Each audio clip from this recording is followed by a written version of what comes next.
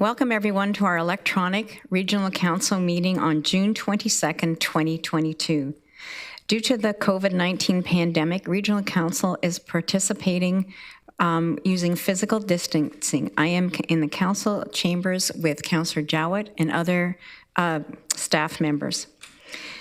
I will now ask Tim Brubaker, Deputy Clerk, to conduct the roll call. Thank you. Chair Redmond? Present. Councillor Verbanovic? Present. Councillor Jaworski? Here. Councillor Clark? Present. Councillor Lawrence? Here. Councillor Jowett? Here. Councillor Erb? Present. Councillor Nowak? Present. Councillor Kiefer? Present. Councillor McGarry? Present. Councillor Armstrong? Present. Councillor Harris? I'm here. Councillor Shantz?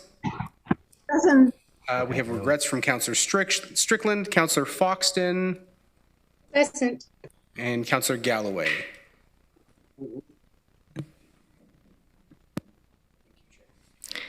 Thank you, colleagues. I would like to acknowledge the land on which we gather virtually today is the traditional territory of the Haudenosaunee, the Anishinaabe, and the Neutral people.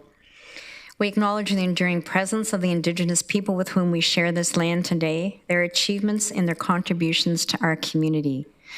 What I have learned by walking with Indigenous people is that our relationship to the land should be one of stewardship, not ownership, and I am honored to make this journey with them. I would now entertain a motion to reconvene in open session. Moved by Councillor Armstrong, seconded by Councillor Shantz. Please use your icons to vote yes or no.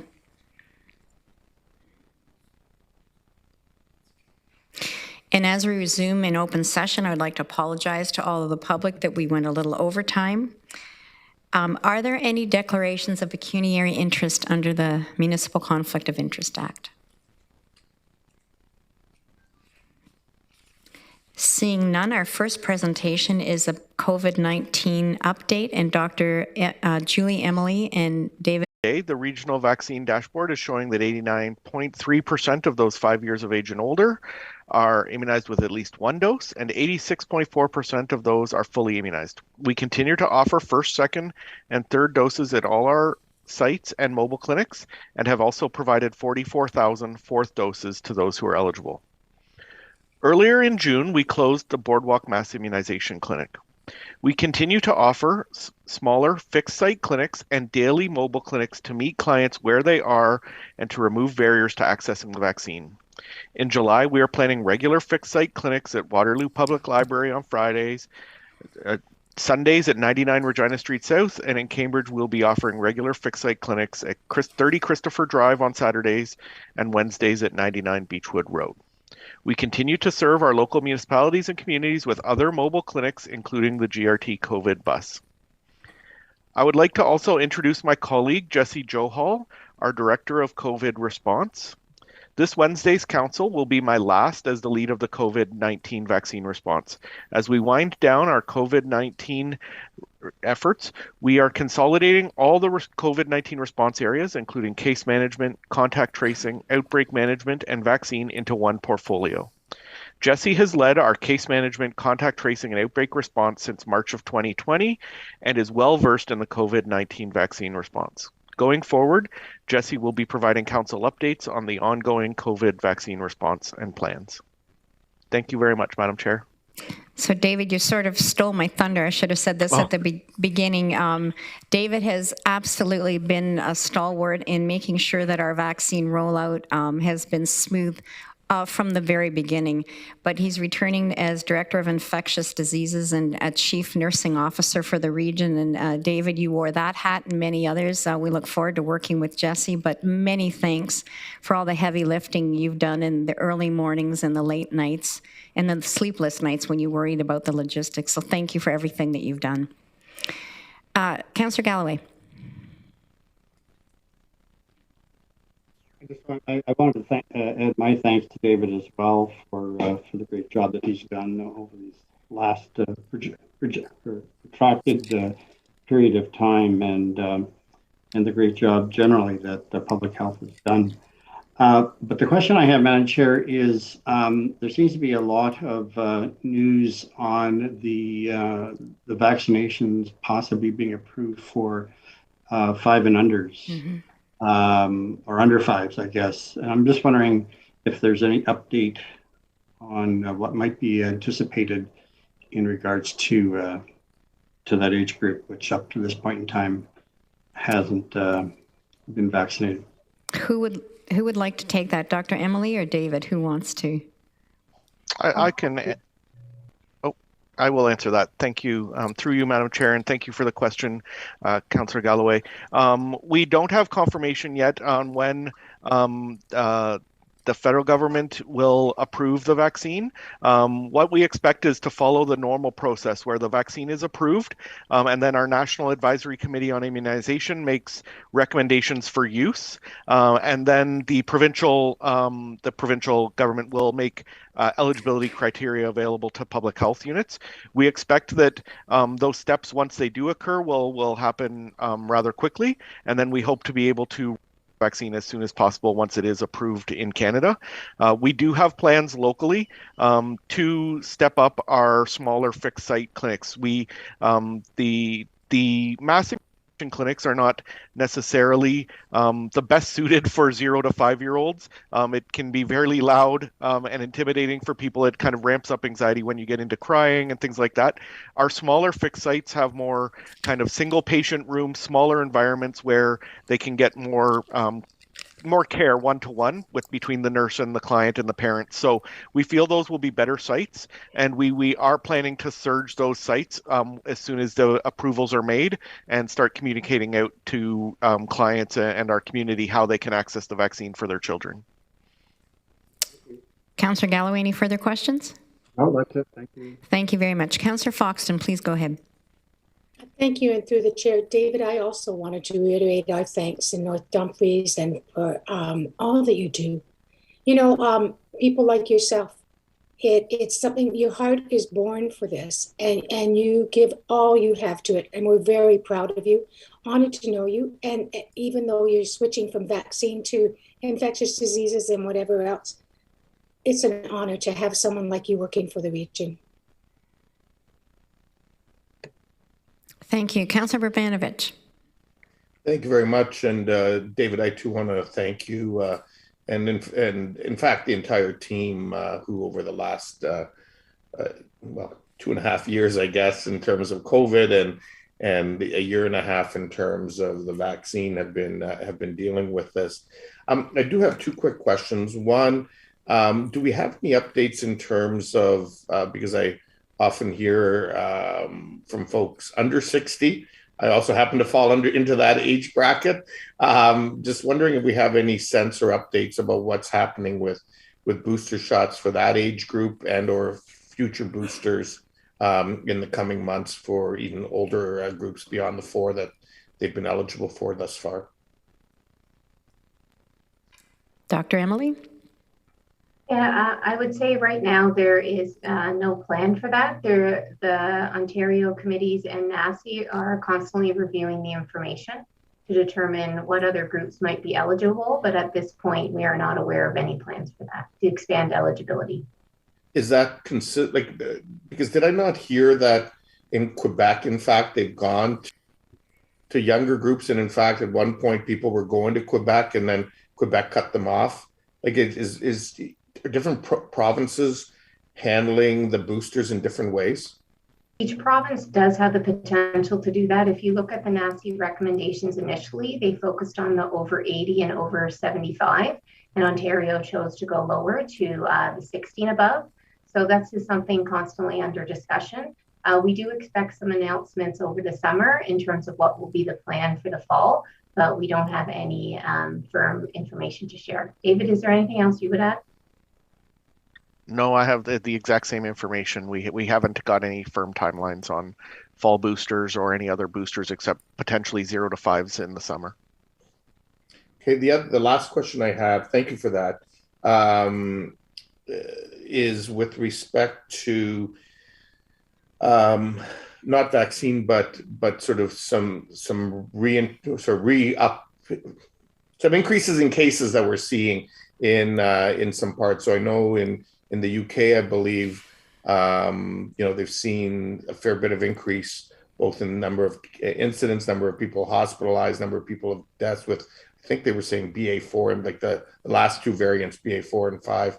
Are we having any sense of how that's playing out here in Ontario and in Canada? And is this something that we're concerned about? Is it something we're monitoring? So we're always monitoring our case counts and wastewater data. I think right now our trend is stable, but we do know with COVID and when we see what's happening around the world that we can expect waves to happen as we have more of the subvariants. And so we are starting to see BA4 and BA5 in Ontario. And so probably over the next several weeks, we'll see what that wave looks like. But I would expect that we will have another wave. And hopefully like with the BA1 and the BA2, although we had increased cases and outbreaks, the morbidity and mortality was manageable within the system. So it's something we will monitor. And it's why we continue to stress that the best way to be protected is to stay up to date with all the doses you're eligible, stay home when you're sick. And then the other measures are really an individual assessment depending on your own situation and what's the situation at the time. Okay, thank you very much. Thank you. I see no more questions or comments, but Jesse, I do want to give you a warm Regional Council welcome. I know you've been part of the team for a very long time, and while you're accepting a new role and you will be our point person on vaccines, I know you two have been making sure things rolled forward. So thank you very much for assuming this scary role relating to council, and I promise we'll all be nice. So welcome aboard. Thank you, Chair Redmond and council members. I appreciate that. Big shoes to fill indeed. Thank you very much. And thank you for this update. We have no petitions. We now proceed with the delegations as listed on the agenda. And I would like to remind the delegations of some guidelines for participation that we share with all delegations. Please leave your video camera turned off and your microphone audio muted until you are called on to speak.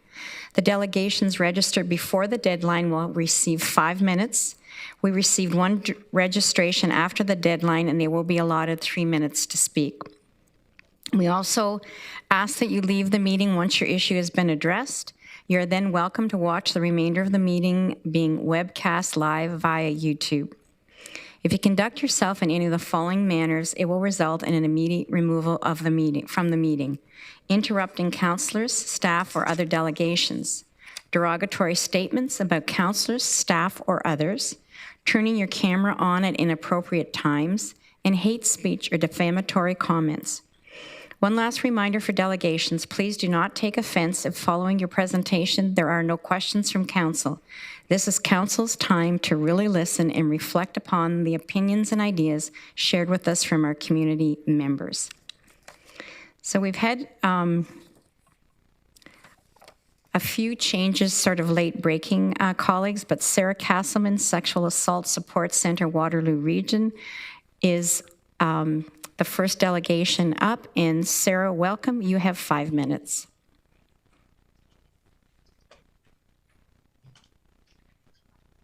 Hello, everyone. I am going to share my screen. You know what? I'm not going to share my screen, actually. I'm going to not use my the few little notes I have via PowerPoint because I want to just use my time really well. So good evening, Chair Redmond and councillors. My name is Sara Casselman. I'm the Executive Director of the Sexual Assault Support Center of Waterloo Region, also known as SASC.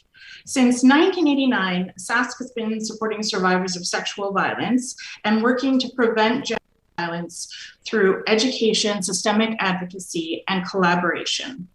We provide individual and group counseling to all genders, a 24-hour support line, and advocacy accompaniments for survivors navigating court, police, and medical processes. We also have a busy anti-human trafficking program.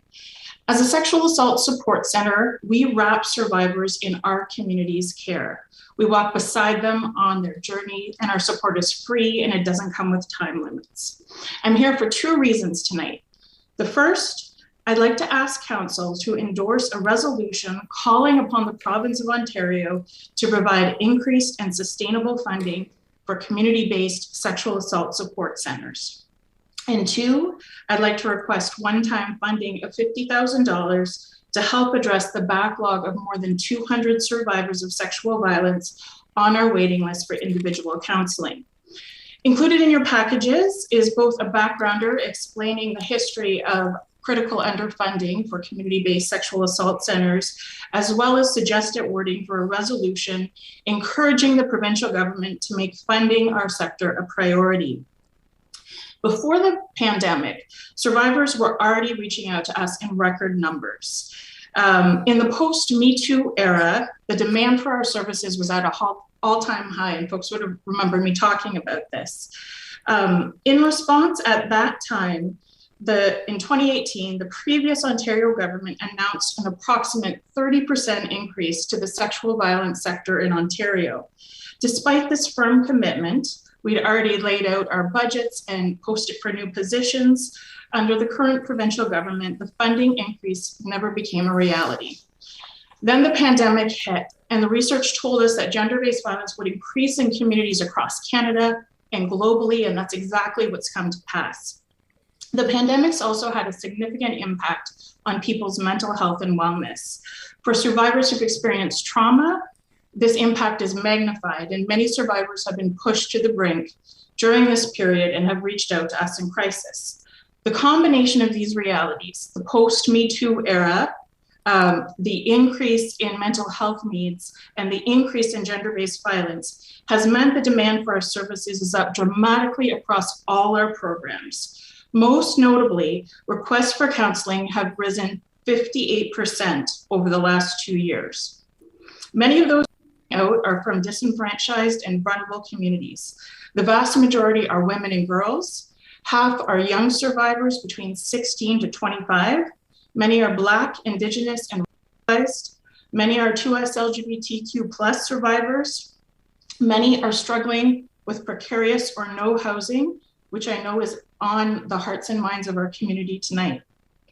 Because of this, waiting lists for counseling hit an all-time high this year, making news locally and provincially.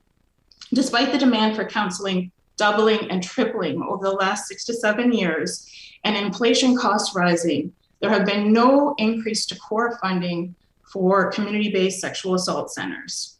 At this time, we're calling upon our local Sara, leaders, you have 1 minute. our regional council, to take leadership by recognizing the need for more funding for our sector and encouraging the province to provide increased and sustainable funding for sexual assault centers. We need the advocacy of our municipality right now, so please consider endorsing the resolution we've drafted. Because of survivors are in crisis and they can't wait for political priorities to shift or processes for granting funds to be updated, we're asking the region to support us with a one-time grant of $50,000 to help address our waiting lists. This funding would represent individualized support for about 50 survivors. So thank you for considering those 2 requests this evening. And for 33 years, our motto's been, "You're not alone." And today, as we navigate the pandemic, we need your help more than ever to say this with confidence to survivors in our community. Thank you very much. Thank you very much, Sara. We have some questions. Councillor Foxton. Actually, just a comment, Madam Chair, I would like to move the motion that we petition the province on behalf of the sexual assault organization. And I would also like to request that staff put the $50,000 within a budget line for discussion at budget. Can anybody second my motion? I got the first part of the motion. What was the second part about the request for funding? She asked for a $50,000 grant from the region, and at this time we're starting the budget process probably fairly soon, so I'd like that to be added as an item in the budget process to be discussed at budget. Thank for you. For a $50,000 one-time grant. Thank you very much. I'm going to go to Craig. Yes, thank you, Madam Chair. So I think it's really just a question of timing. If I understood the request was for funding, I suspect in the short term. If it's to be put in the budget, then it would be probably February of next year before a decision would be made. So one suggestion would be to perhaps refer the request to staff, and we can report back to council as quickly as we can. That's even better. Thank you very much, Craig. Thank you. And Sarah, just for clarification, you were hoping it's sooner than next February, correct? We were hoping, yes. Thank you. Okay, Councillor Fox and Councillor Galloway. I guess we need a seconder. Yeah, well, I'll second that. Okay.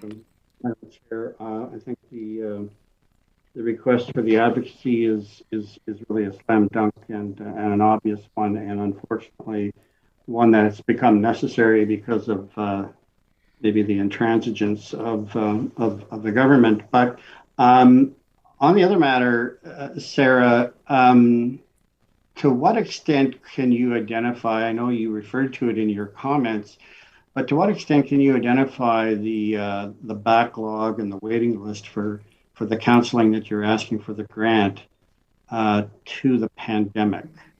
And because we do know that domestic violence and other kinds of sexual violence has peaked to some extent, in part at least, or in large part to factors that have the pandemic has created. Yeah, thank you. So when we look at our stats from the last fiscal year, so the one that just ended in March, and we compare them to the year that ended right before the pandemic, we've seen a 58% increase in requests for support since that time. That's for individual counseling, but some of our programs have received, like our group program, we've seen a 369% increase in participants since the pandemic began. So every one of our programs, our anti-human trafficking program, our court support program, our crisis line, everyone, the increases are between 23 and 369% across the board. Well, thanks for that, Sarah. And to what extent, if at all, can you identify that the increase, the waiting list has to do with exacerbated circumstances for racialized communities and marginalized communities? Is that something that you can actually quantify, or is that a major factor in the growth of the waiting list? So we do track demographic information about those that are using our services. And for folks that are reaching out to our center, they can actually identify if they would prefer to receive support from a racialized counselor or a counselor that's a member of the 2S LGBTQ community. And so from that data, we can see the waiting list for racialized and for members of the 2S LGBTQ plus community. And so we have waiting lists specific for those communities, as well as waiting lists for the general public. I mean, we have lots of different pieces in our waiting list. We have contracts with post-secondary institutions, all sorts of different things. But the bottom line is that we have more than 200 survivors waiting. And I remember the days that there was 40 survivors and we were panicking, trying to figure out what to do. Thanks, Sarah. Well, Madam Chair, I guess what I'm thinking is that a one-time grant is very problematic if it were to go through the usual grant process, which of course itself is under complete review right now. But I'm wondering if staff could come back with a report on this specific request, but specifically related to the funds that we have made available in our anti-racism activities, but also whether or not there's an opportunity for some funding from the funds that the province has provided for pandemic purposes. We've received a fair bit of money to provide a whole variety of services that are related to the pandemic, where the needs have spiked, and whether or not we could cobble together something to help out SASC in this regard, without having to go through the usual grant process, which is currently in review, and and without having to go through putting it into the budget process for some decision next year, which would be too little too late. So I'm wondering, Madam Chair, Dyer had indicated staff might be willing to, or we could direct staff to bring back very quickly a report in that regard. So thank you, Councillor Galloway. I see a few nodding heads and a little bit of a quizzical look from Mr. Dyer, but I know Connie McDonald's here too, so I would think that the direction to staff would be to take it away and consider those things. Craig, do you want to? Oh, Craig's saying that's good. So as part of this, I guess my reaction would be one-time funding isn't necessarily in the grant system at this juncture. You are right that we are reviewing the entire grant system, but staff will take that away, and should this motion carry, they would bring it back in August. Councillor McGarry. Thank you, Madam Chair. And I was going to suggest too, we look at some of the other funds, and we can discuss that with staff later, pandemic funds, perhaps simply because we've seen such an uptick in some of the issues. But Sara, I did want to commend you for doing the work that you're doing. It's not easy. And unfortunately, we're seeing a rise rather than a decrease in these types of assaults. Incredibly disturbing because of the trauma that, our community's left with. And, when our community looks at some of the issues that we see in our encampments, in loss of productivity in our shelters, we see the effects of this, especially on women and their families and their children. And my heart goes out to all these individuals that are having to suffer such a traumatic issue. So I had two questions for you. One is there any work in the avalanche that you seem to be under right now going on in order to do some work with sort of all of our society that this is unacceptable? Often women are the victims, often men are the perpetrators. Is there any work that's going on here at the provincial level in order to try and affect some of the change that we need in society, from a young age and up? That is a big question, but I do have an answer to that. Our centre has one of the strongest public education programs in Canada for any sexual assault centre or women's shelter. And we have a team, and unfortunately, the way that funding rolls out, folks know we have restricted grants to do some public education work, so that's not related to the waiting lists. But we have a program specifically, our Male Allies program, which is about engaging men and boys in the work to end gender-based violence. And we've actually been, we've received a grant from the federal government to help other sexual assault centers and women's shelters across the whole province develop similar programs in their organizations, because it's one of the most effective ways to create changes around training men who are coaches, teachers, faith leaders, about how to work with men and boys in terms of healthy relationships and equity issues, and basically the end result, meaning a reduction in gender-based violence. And so that's one of the key things happening. But our center provided more than 400 trainings and different presentations last year through our public education program. So for those in the community that are interested, we have a wide range of educational items in what we can offer the community. But I mean, it's so much bigger than that. We're talking about, sex ed curriculum. We're talking about all different pieces, because it's a systemic issue that needs so many different things done to start shifting. Thank you. And I also remembered as you were speaking about it, that yes, it was a unique program in Ontario. I had the privilege of serving on the select committee for the Ontario table in the legislature. It was an all-party select committee that was studying sexual violence and harassment across the province. And now that you mention it, yes, I would have liked to have seen the Male Allies program roll out against, across the province. But it leads me to my other thought, and I'll be meeting with our two new MPPs that represent Cambridge next week. And there's a number of issues that I'll be speaking to them about, one of which would be the needs for sexual assault centers, and especially this one in Waterloo region.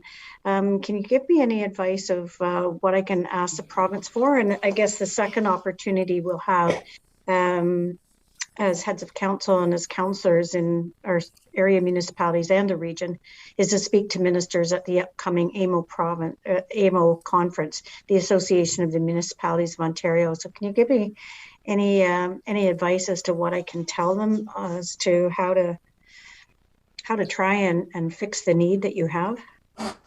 I think the first step would be reinstating the planned funding increase to sexual assault centers, which was a 30% planned increase in 2018. That was before the pandemic. That was before the incredible increases. But in terms of what would be helpful and make a tangible difference for centers across Ontario, would having that funding reinstated. And so the need was already there at that point. So arguably it could be it's so much greater now. But for a first step, I would say that. Okay. Thank you so much. Thank you. Councillor Harris. Yes, good evening, and thanks, Sarah, for the presentation. Obviously an immense need. I know that we often all get, asked by different community groups providing, extremely great, support services to the region. I know many of them are watching with interest about the grant review process. I'm just wondering, perhaps, Craig, if there could be an update given to council and those that may be watching, on that review process as we head into the budget process.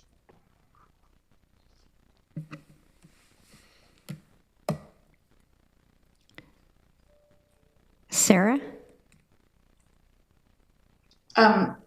I think. Oh, I'm asking Craig. Sorry. Oh, you're asking Craig. Okay, sorry. Yeah. Craig, go ahead.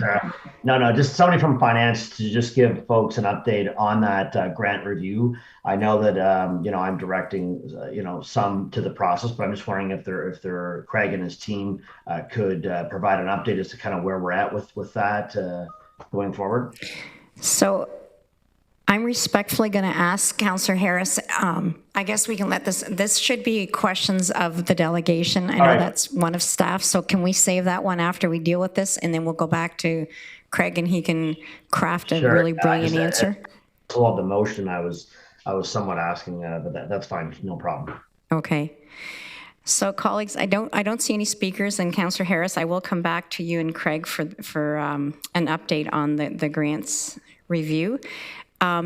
Because this is a new motion and we haven't had notice of motion, we need a motion and a seconder to waive the requirement of a notice of motion. So moved by Councillor Bogdanovic, seconded by Councillor Shantz. Please use your icons to waive requirement of a notice of motion.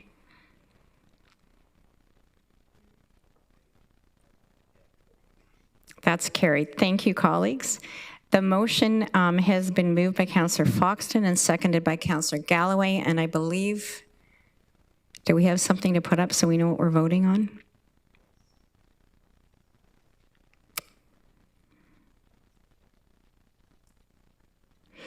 So I believe we all received this before, but we have changed it a bit. And the last part is, and staff be directed to seek additional information regarding funding to be presented in August 2022. I see no further speakers. It has been moved and seconded. So colleagues, I would ask you to use your icons to vote yes or no.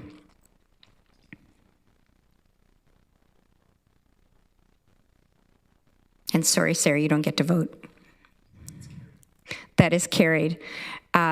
Great work, Sara, to you and your team. It's very important work. And I would now go to Craig to ask for an update on the grant review. Yes, thank you, Madam Chair. I understand the committee that has been struck to review the grants process met as recently as last week. The staff team is being led by Helen Chimeri Russell. Just bear with me for 1 second, please.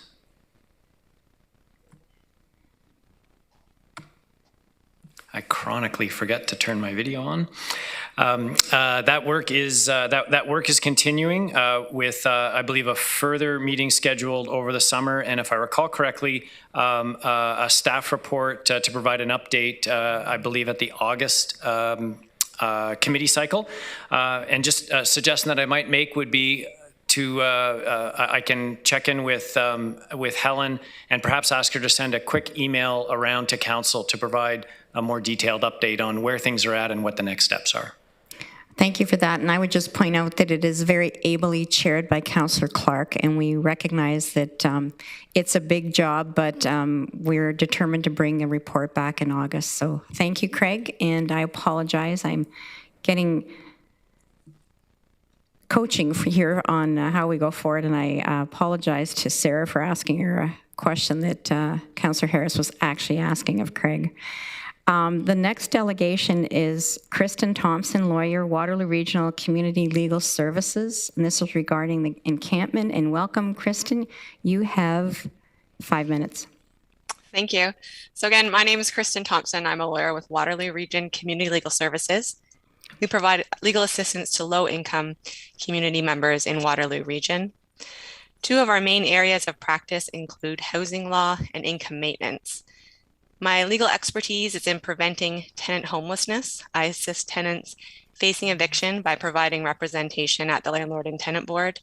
But today I'm here to talk with you about the Victoria Street encampment and to encourage you not to enforce the eviction on June 30th.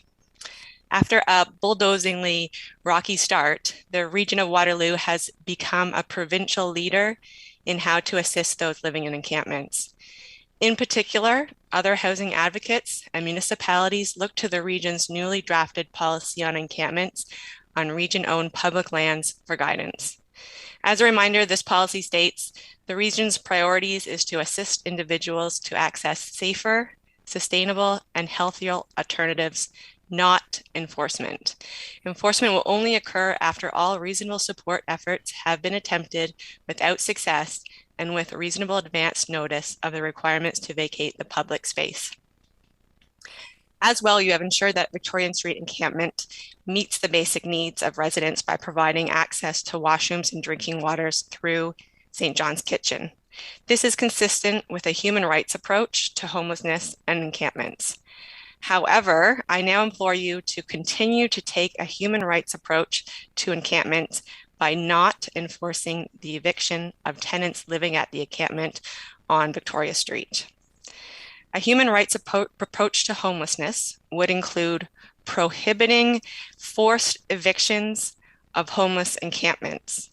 International human rights law does not permit governments to destroy people's homes, even if those homes are made of improvised materials and established without legal authorities.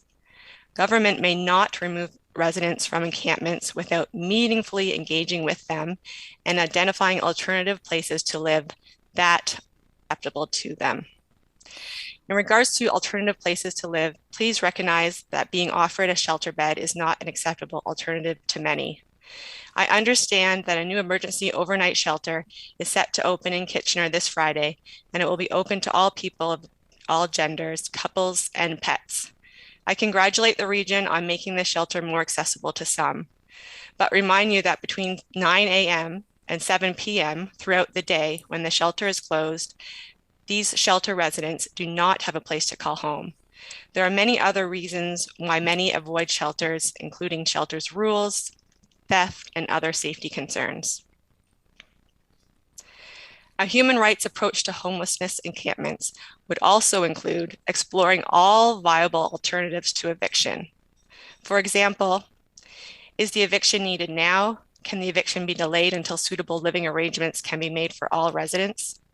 Your policy on encampments also includes the goal of seeking the balance between the need to provide appropriate supports to vulnerable individuals with the civic responsibility of maintaining the use of these lands for public and/or operational requirements of the municipality. This space is not used by the public. If it is not vital to the transit hub development, have you considered how this hub can be built alternatively? Have you considered sanctioned encampment spaces or erecting tiny homes on this place on Victoria Street, or building another tent city elsewhere? Have you offered single dwelling spaces? Have you considered safe parking? Living in one's car is often the first stop for individuals who lose permanent housing. Have you considered rent supplements for private market housing? Finally, a human rights approach to homelessness encampments includes You have 1 minute, Kristen. respecting, protecting, and fulfilling the distinct rights of Indigenous people in all engagement with homelessness encampments. We understand that some of the individuals at the encampment identify as First Nations, Métis, or Inuit. I would like to remind you that we are on the Haldeman Tract, land promised to the Six Nations of the Grand River. The regions should meaningfully consult with Indigenous encampment residents and perhaps even Six Nations concerning any decision that affects them, recognizing their right to self-determination and self-governance. Again, I remind you that the region has become a leader in respectful with encampments. I urge you to commit to upholding the human rights and human dignity of encampment tenants. Do not force evictions of homeless encampments without identifying an alternative place to live that is acceptable to encampment residents. Thank you. Thank you, Kristen, sorry. Councillor Bravanovich. Thank you very much for coming in this evening, Kristen, and sharing those perspectives with us. I am familiar with the human rights approach to housing. I do have a couple questions for you on that. First of all, I'm just wondering if you can elaborate on how the National Housing Strategy, which has been adopted in recent years, which it speaks to that human rights approach, has in fact changed the dynamic within our country in terms of how we look at that issue. I don't think, I'm not an expert on this issue, so I don't think that I can properly speak to it, but I can say from my experience with helping tenants to avoid eviction that I have not seen very much in gameful accomplishments to the right to housing. And my concern is that municipalities or other forms of government providing shelter as the only option, providing shelter services as the only option to those who are homeless does not support the right to housing, that it does not support the dignity to have one's home that is a 24-hour accessible, safe home. Okay, thank you. You referenced the need for the region to meaningfully engage with the residents in question. What does meaningfully engage look like to you? And do you believe that that's happened with any of the residents that I guess you're representing on the site? Yes, actually, we have a number of residents that speak directly to that issue. And I do understand that the region has consulted somewhat. So for example, the new shelter that you're opening, that allows couples and for those that are homeless to have dogs. So those are, for example, a couple of means that prevent residents from going to shelters. However, I do suspect that residents, and they can speak for themselves soon, have not been given other options as opposed to shelters. So for example, having single dwellings, use of better tent cities elsewhere, having a sanctioned encampments, those would be possible alternatives that the region could provide to these residents. Okay. I think those are all the questions I have for now. Thank you very much. Thank you. Thank you, Councillor Ravanovich. I don't see any further questions, Kristen, so thank you very much for coming. We do appreciate your presentation. Yes, thank you. So my understanding was that the Community Legal Services had 10 minutes to speak. So my other 5 minutes, if they are still there, would go to Jenn. She is living in an encampment right now, and she's currently with my coworkers, Evangeline and Shannon. Sorry, I did not realize that you had registered as a group. So if there... Well, that is okay. It was one way for me to be succinct, so I appreciate that.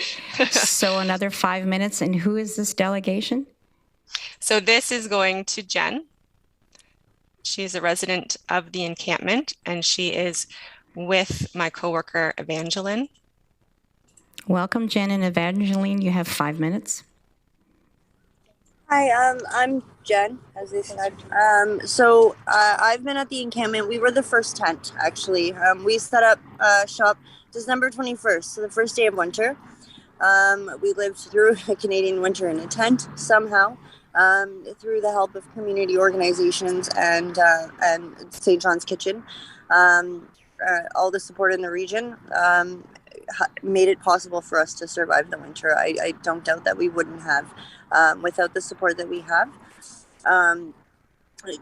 We were joined by many other people overnight almost, and it was a shock to the system, but we did what we could to support them, to make sure they got tents and food when they need it, and as a result we've built kind of like a family. I used to call it a tent community, but we're a tent family, and as a result of that, a lot of the people there are experiencing family kind of for the first time,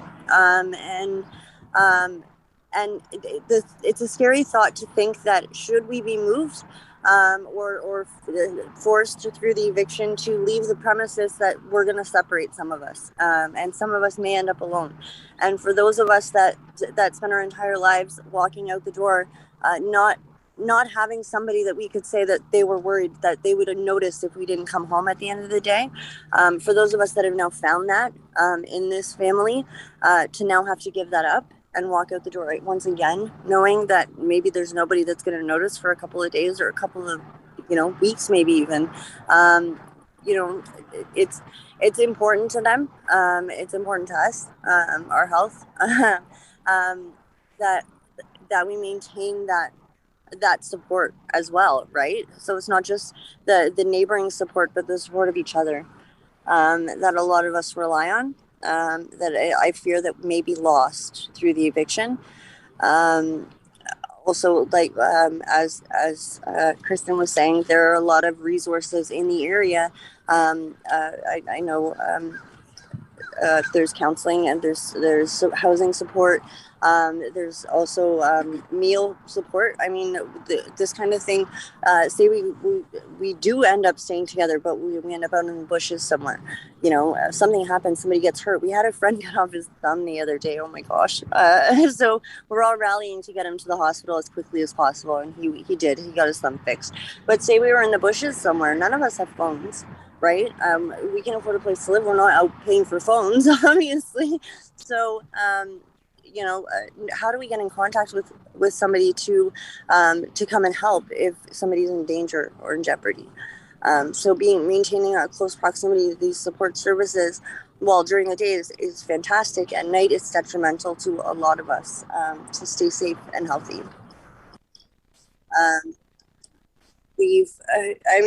Obviously we didn't imagine that to have to request this. Like we thought, hey, when we landed there, a couple of months back on our feet, and everything will be okay. And it's not that easy, unfortunately.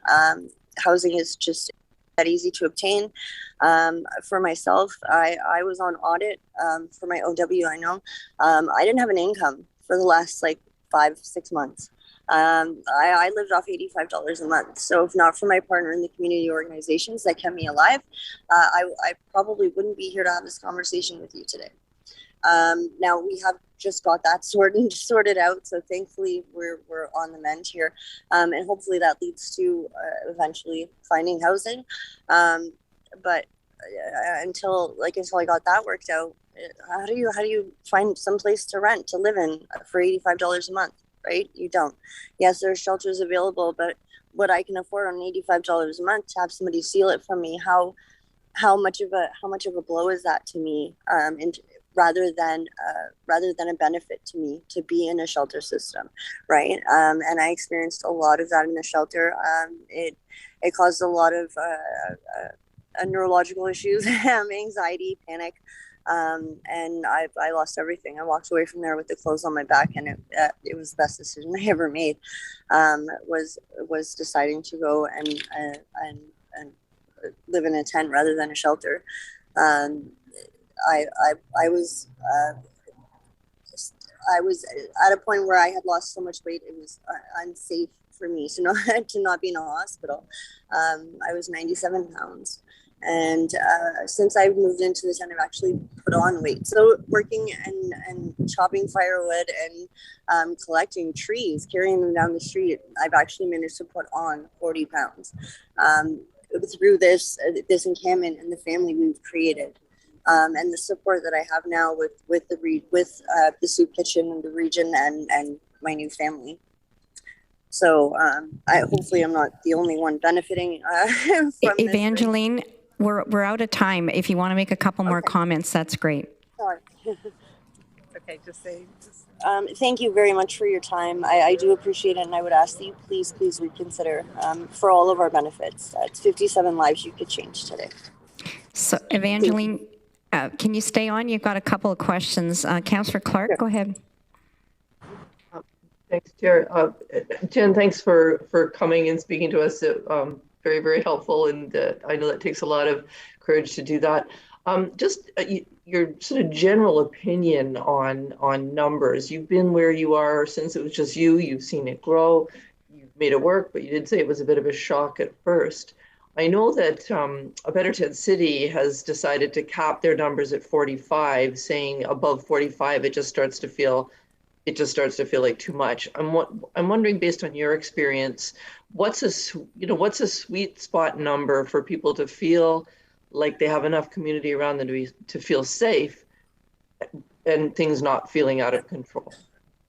I don't know that there is really a number. I've had a lot of people come up and say that our community works better than most others that they've seen, if not all others that they've seen. But I think it's a matter of mutual respect, right? We started with 4 rules. We don't reiterate them or enforce them as much as we should anymore. Unfortunately, it was no drama, no fight, no stealing. If any donations come, they're to be shared amongst the community. So don't run off with them into your tent. And clean up after yourselves, because we're all adults. We should be able to clean up our own messes, right? And it worked, and it was just mutual respect. We care that you're safe and that you have somebody who cares when you come home at the end of the night. Offer that same thing to the next person and send out good vibes, and those come back to you, and it's worked for us. So I don't think we've hit that number yet where I would feel that way. We've had a couple of bad apples, and they've been dealt with one way or another, right? They've usually moved on their own just because they've met resistance, right, from the majority of us. But yeah, I don't think we've hit that number yet, and I think it's just a matter of maintaining that respect among all of us. As peers and working together toward a common goal, which is to not be homeless, right? Nobody says it when they're a little kid, I want to be homeless when I grow up, Thank you. Councillor Clark, is that okay? Councillor Bravanovich, please go ahead. One more question. Sorry? Yeah, I have 2 questions for the delegation. Thanks, Jenn, for coming in and for courageously sharing your story with us. One of the things we heard from earlier was around the need for regional staff and community partners to meaningfully engage with you folks around alternatives to the encampment. And I'm just wondering, since the eviction order was issued, what has the engagement from social workers, staff, and so on been, and what kinds of options have been presented to you? Personally, I haven't had alternative options offered to me. I know we have had several of our neighbors and friends that have been offered housing and have moved into housing. So 3 just yesterday, I believe, moved into the dorms. No, I mean, personally, I'm not sure that's a better option. It's kind of like a tent city in a building, but from what I understand, but if that's a better option for them, if they can thrive there, then I wish them the best. I mean, in terms of us, we hope to be offered something, obviously, but I mean, it's the region staff have been available 3 times a week for conversations about housing, what they can offer and that sort of thing, but they have to be approached, so they're not really they're not what's what I'm looking for. Sorry, they're not proactively seeking to have the interactions. They're just kind of waiting for people to go to them, where some may not ever do that, right? Like, some people need to be approached. They're not going to step outside their comfort zone and come and say, hey, I need your help. I'm the worst at asking for help, so I can definitely understand where they're coming from. But those are the ones that I fear may tend to fall through the cracks, just because they're not proactively seeking it, even though they are seeking it. Okay, thank you for that. The other question I have, and one of the challenges that, our community or any community has in dealing with these kinds of situations is obviously looking after people like you and the right to housing, but also ensuring that, we look after the broader community. And as I'm sure you're aware, at times there's been some challenges there in terms of between the folks living in the tents and surrounding businesses or residents. Any advice or suggestions on that and how to deal with that? I hate to say it, but we're scary, apparently. So it's not an intentional fear. I think it's a subconscious fear that people have of us, and it's the fear that they're one and then moment away, right? It's one decision. It's one, I'm going to stick up for myself at work today. That may cost you your job, like it did for me. 6 months of not finding a job. Guess what? You move into your minivan because your landlord sells the house. And then you lose the van because you can't afford to pay for that either anymore. And it's we're that reminder that just one decision could change their lives and land them where we are. And I understand that fear, because 2 years ago I may have had it myself, walking by the encampment, right?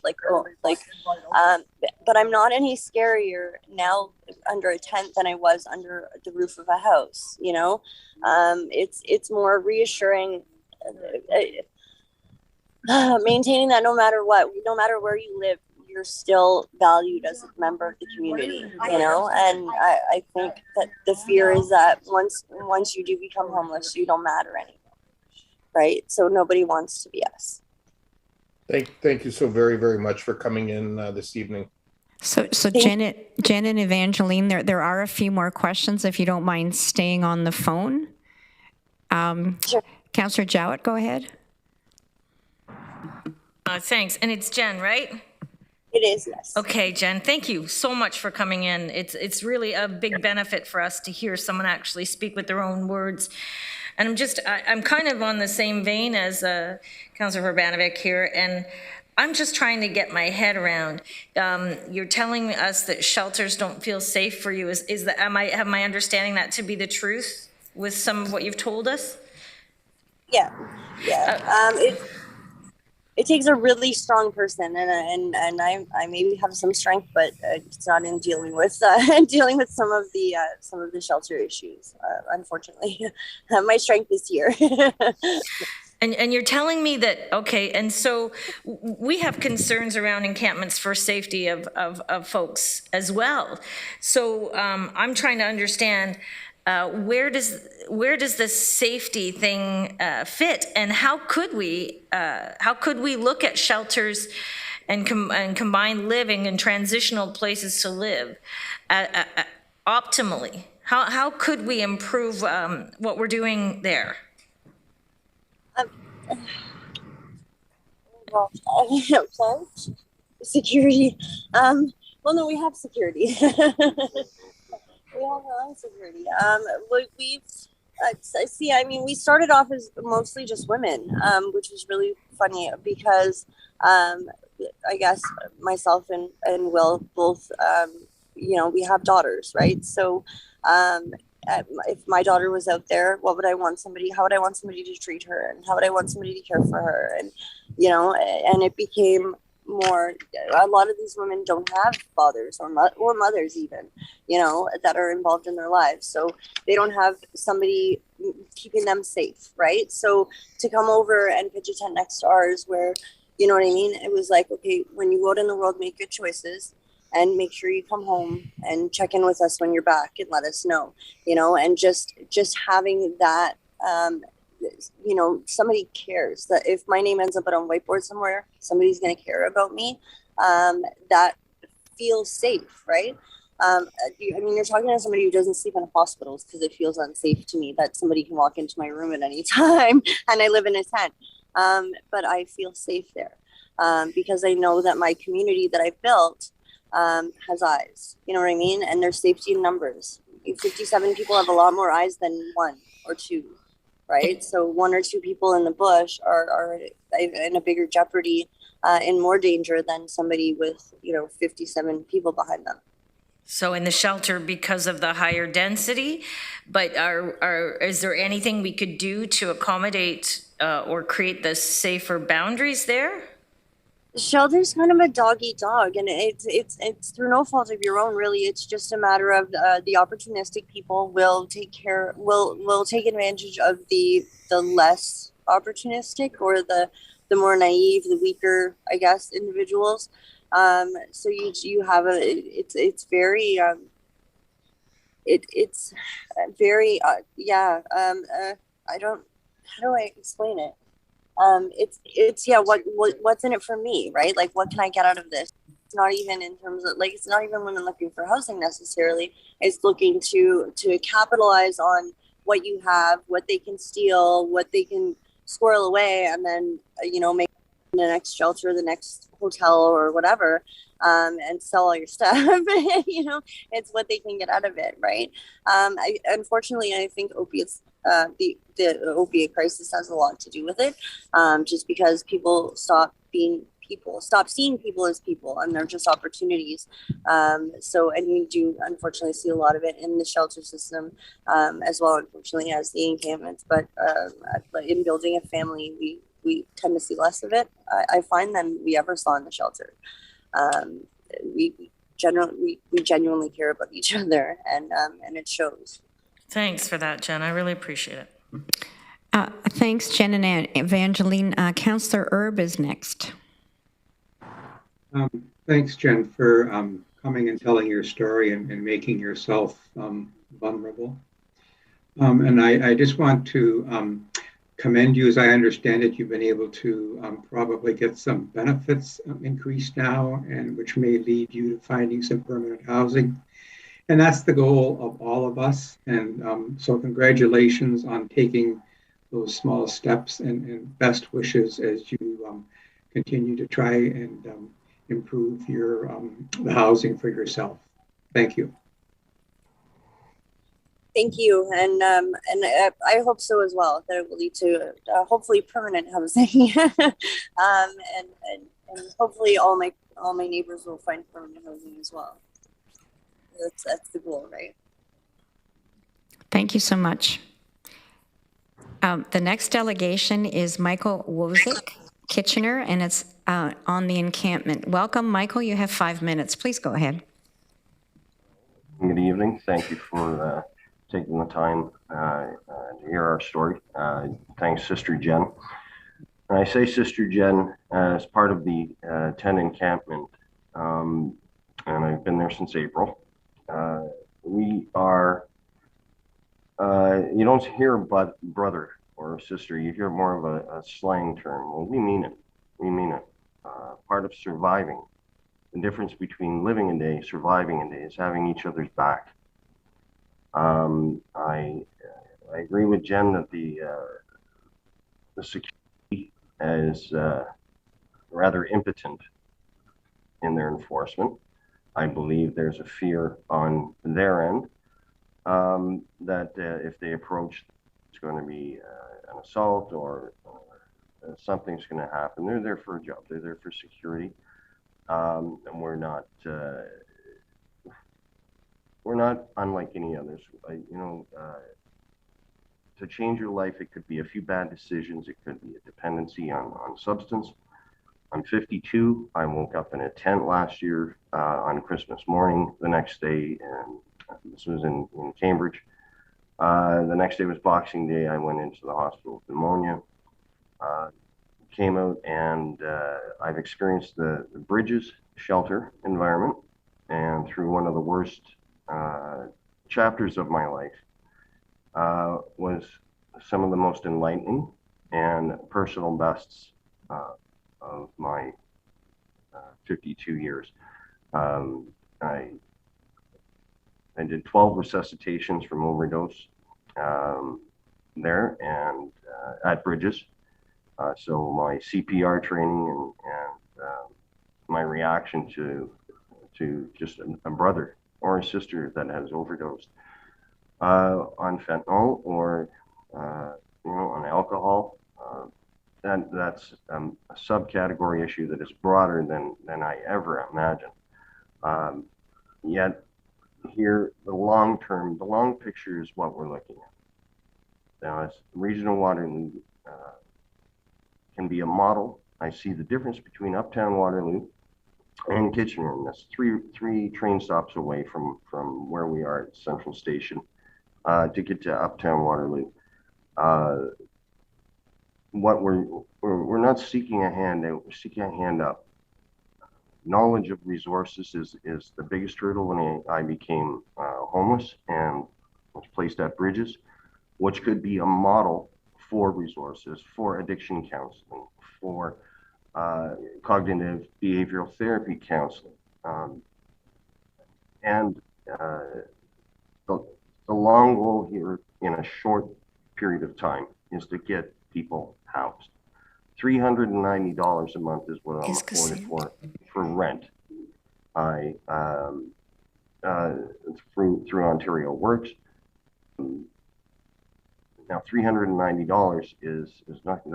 I was paying less than that in 1991 in Hamilton for a one-bedroom in a 3-story walk-up building. We've got an imbalance in inflation and rent. Now rent has soared. I encourage you to look at Kijiji and Facebook Marketplace and any ads and see what's being offered for $390. You're not going to find anything. You're not going to even be allowed in someone's backyard. So the end game here is having affordable, sustainable housing and supportive housing. Subcategories of addiction and people not being able to hold a job due to that addiction, or we feel now at 10 cities that the rug is being pulled out from underneath us. Once again, we've fallen through the cracks. Once again, we value as we are brothers and sisters, just as all of you are sitting here. If we took a human approach to it and a financial approach, have business leaders involved, property management companies that, for all we know, could be, or maybe you guys do know, that they're on another continent and owning property here. I hear there's 17,000 open units. 17,000 in the region of Waterloo. Now, whether that's right or wrong, I do have eyes and I can see open apartments, vacant apartments, I should say. My subsidy, the Canadian Ontario Housing Benefit, is quite substantial, and it brings my rent budget up to $1,250 a month, and I cannot find somewhere to live. The rent controls have been thrown out the window. The Landlord-Tenant Act is almost powerless when it comes to it, and I understand the part of the landlord, the property owner, has taxes to pay, so on and so forth, and couldn't evict through COVID. But that time is done. Some rent control has to be in place. One unit, under market unit in a 30-unit building or 15-unit building is just not enough. And keeping people housed and to provide a more productive life. I'd like to go back to work, but how do I get back to work if my address is a tent? I encourage council to visit, to talk. A 17-year-old young girl was driving by, and she could not believe this is happening in her community, let alone her country, and stopped by and was brave enough and had the courage and wanted to be educated on what we go through on a daily basis. We survive. We're living in a stone age. Thank you for what you have provided us so far. I do urge you to extend the eviction or as far as possible into the fall, and let's get people housed. Let's get us back into society and not be egged from passing cars, not be orange, not be beer bottled. There is a discrimination against homelessness, and more so. I used to drive by bridges on my way to work in Toronto, and I used to snicker, and here I am from a $70,000 a year job. Michael, to not a dime in my pocket, living in a tent. Michael, thank you very much for this. If you don't mind wrapping up, we've got a couple of questions. Absolutely. No, I'll take your questions. Thank you. Councillor Clark, please go ahead. Thanks, Chair, and thanks, Michael, for coming.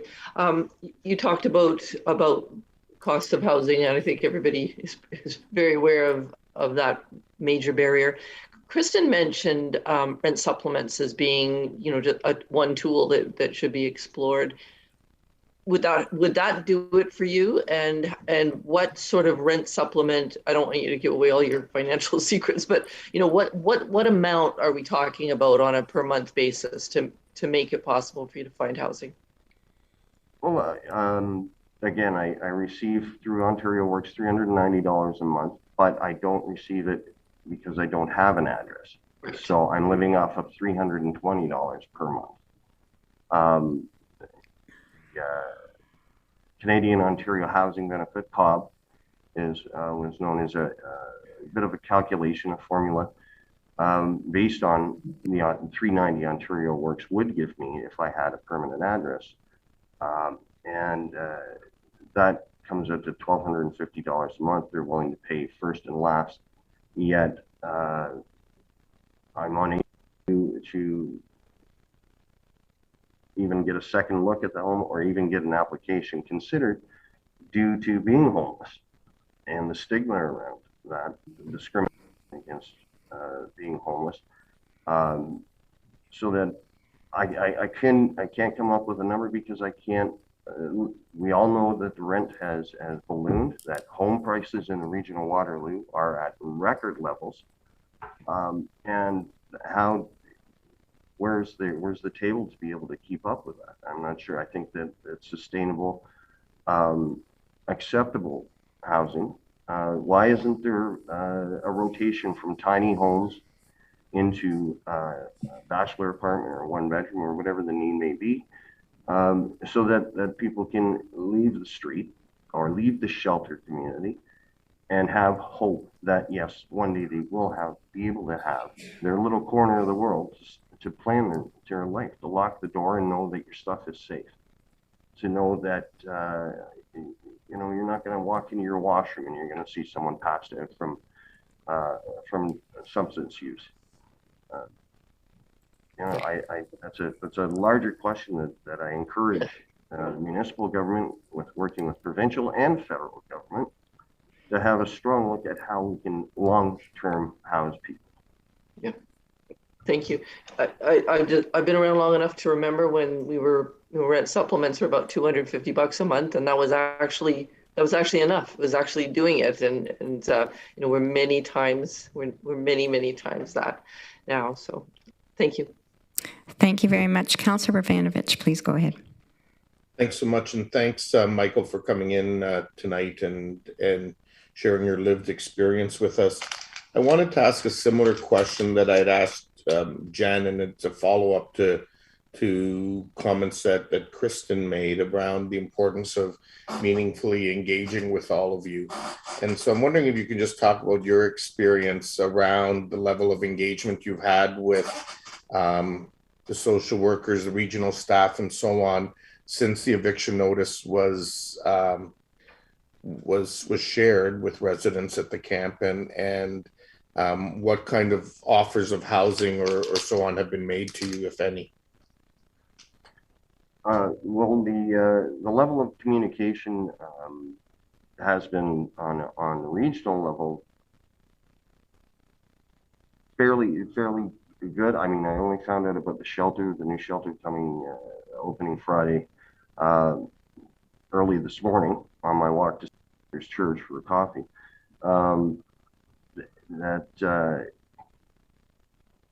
We're council is here's the thing, and I don't want to sound anti-government, but we had the provincial election on the 2nd of June, and Monday morning, the following Monday morning, those signs went up at 7 a.m. Those guys were laughing, and that was it. You have 24 days. 24 days. That was June the 6th, D-Day. And that's how I looked at it. June the 6th is D-Day, and we had 24 days to take your stuff and get out and be scattered to the wind. The social work from Sanguine, 519 St. John's Kitchen, the folks down at 44 Francis, exemplary. They truly do care, and I can see the frustration and feel the frustration that their hands are tied. And I think a more individualized approach to housing to people in the shelter system that model should be looked at, because not all of us need to have the same needs. Not all of us have the same wherewithal to search out something on the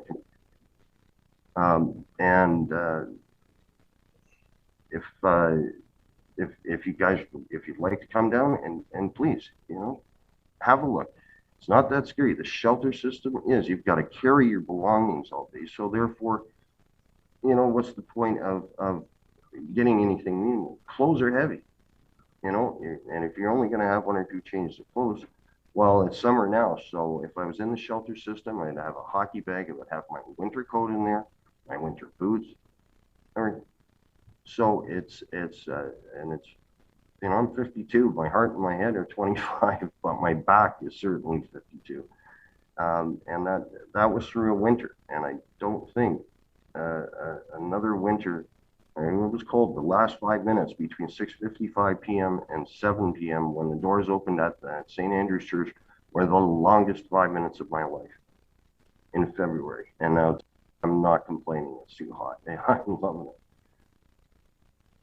Thank you so much for coming in and having the courage to share your story with us. Thank you. Michael, we have another question. Councillor Jowett.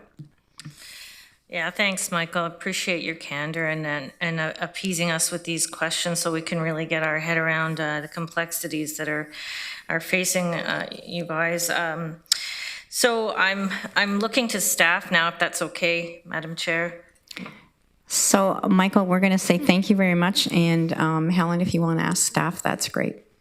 Thanks. So I'm looking to Peter, given the current wait list for housing and the concerns for affordable housing, let alone supportive housing, and I don't want to put you on the spot, but have you been able to sort of get your head around some of the other sort of options out there, or are staff intending on doing that respect the density issues? And certainly can provide supports for those that desperately need that. Peter, do you have anything that you can give us for this?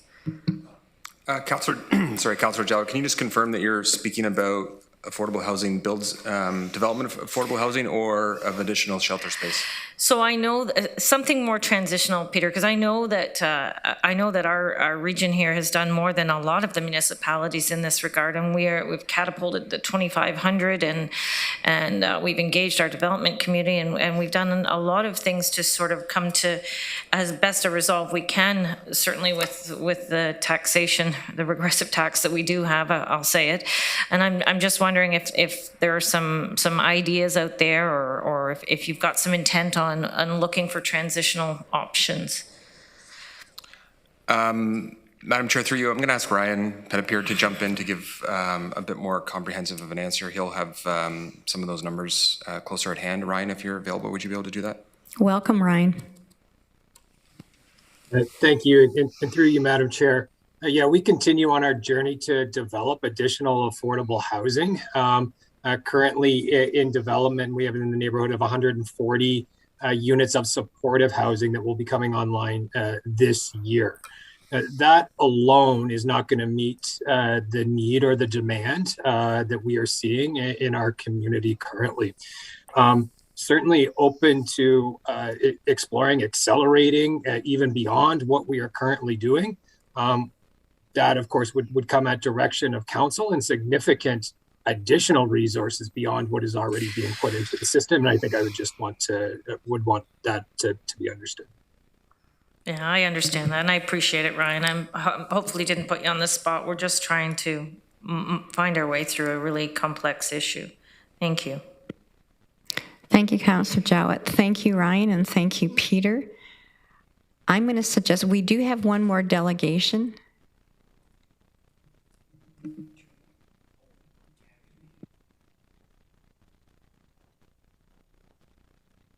Okay. I want to welcome Pauline, and thank you for joining us. Pauline Yancey, is it Lewitt from Kitchener? And you have 5 minutes, so welcome. Go ahead. Thank you. Hi. Sorry. I'm currently in the encampment. My name is Pauline. And I've listened to the meeting go on, and I'm going to be really brief because I think the less said, sometimes the less confusing, at least for me anyways. So my curiosity is, as someone who's unhoused and seeking housing, I agree with the gentleman before me. The resources are not being offered.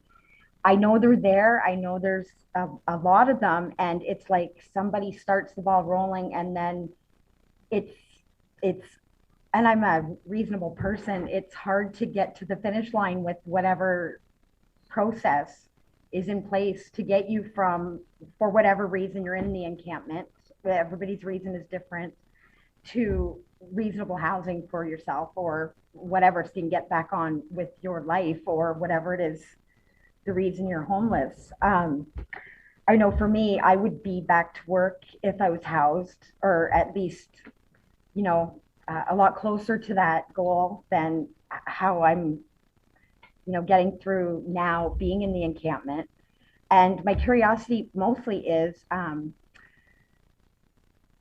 the eviction. Why? Is it people complaining? There's not a lot of residential in that area. It's basically, I look at it like it's about as big as what a baseball diamond in the town I come from. It's about that much land. And there's quite a lot of people housed in there. I don't even know the numbers, anything like that. I actually was there, but on the train tracks before anybody else was there. And so when other people started to come, I felt like I was part of something, like we were going to get this time and get the last little bit of people off the street, hopefully. So if it's people complaining or things like that, basically an eviction for what? To go where? If people aren't housed, all you're going to end up doing is, like I've seen the court systems now, put it aside to the next time, put it aside to the next time, put it aside to the next time. So people are going to be evicted, and all they're going to do is find another spot to do the same thing they're doing now, same thing we're doing now. And actually, it's very, if you haven't been there, it's quiet. It's not what you'd expect. It's almost like a regular little neighborhood, you know, and it's what people kind of need before they can even really get into housing, I'm thinking, because the camaraderie, like having to help each other, you know, when we had the windstorms and the rainstorms and, you know, batten everything down and it's blowing away and whatever. And it's just that little bit, you know, like a real person again, where you're not every battle fighting yourself, just to keep, you know, what you have as your makeshift shelter or home actually, from, you know, being destroyed. So I'm thinking if it's just because somebody somewhere, you know, wants to cause an issue, I hope that's not the reason for the eviction, because you're not going to solve anything, and you're just going to have to go through this again, and it's like Groundhog Day, the same thing in another few months or whenever, however long it takes for somebody to make it their pet project to disrupt and tear down the next tent city or whatever you call it, or community, or last little bit of, you know, unhoused individuals. So what are the options?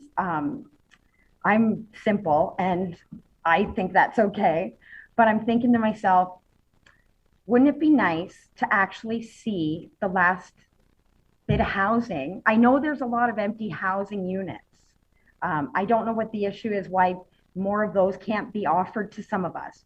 We're not going to be picky, at least myself. I haven't been offered any.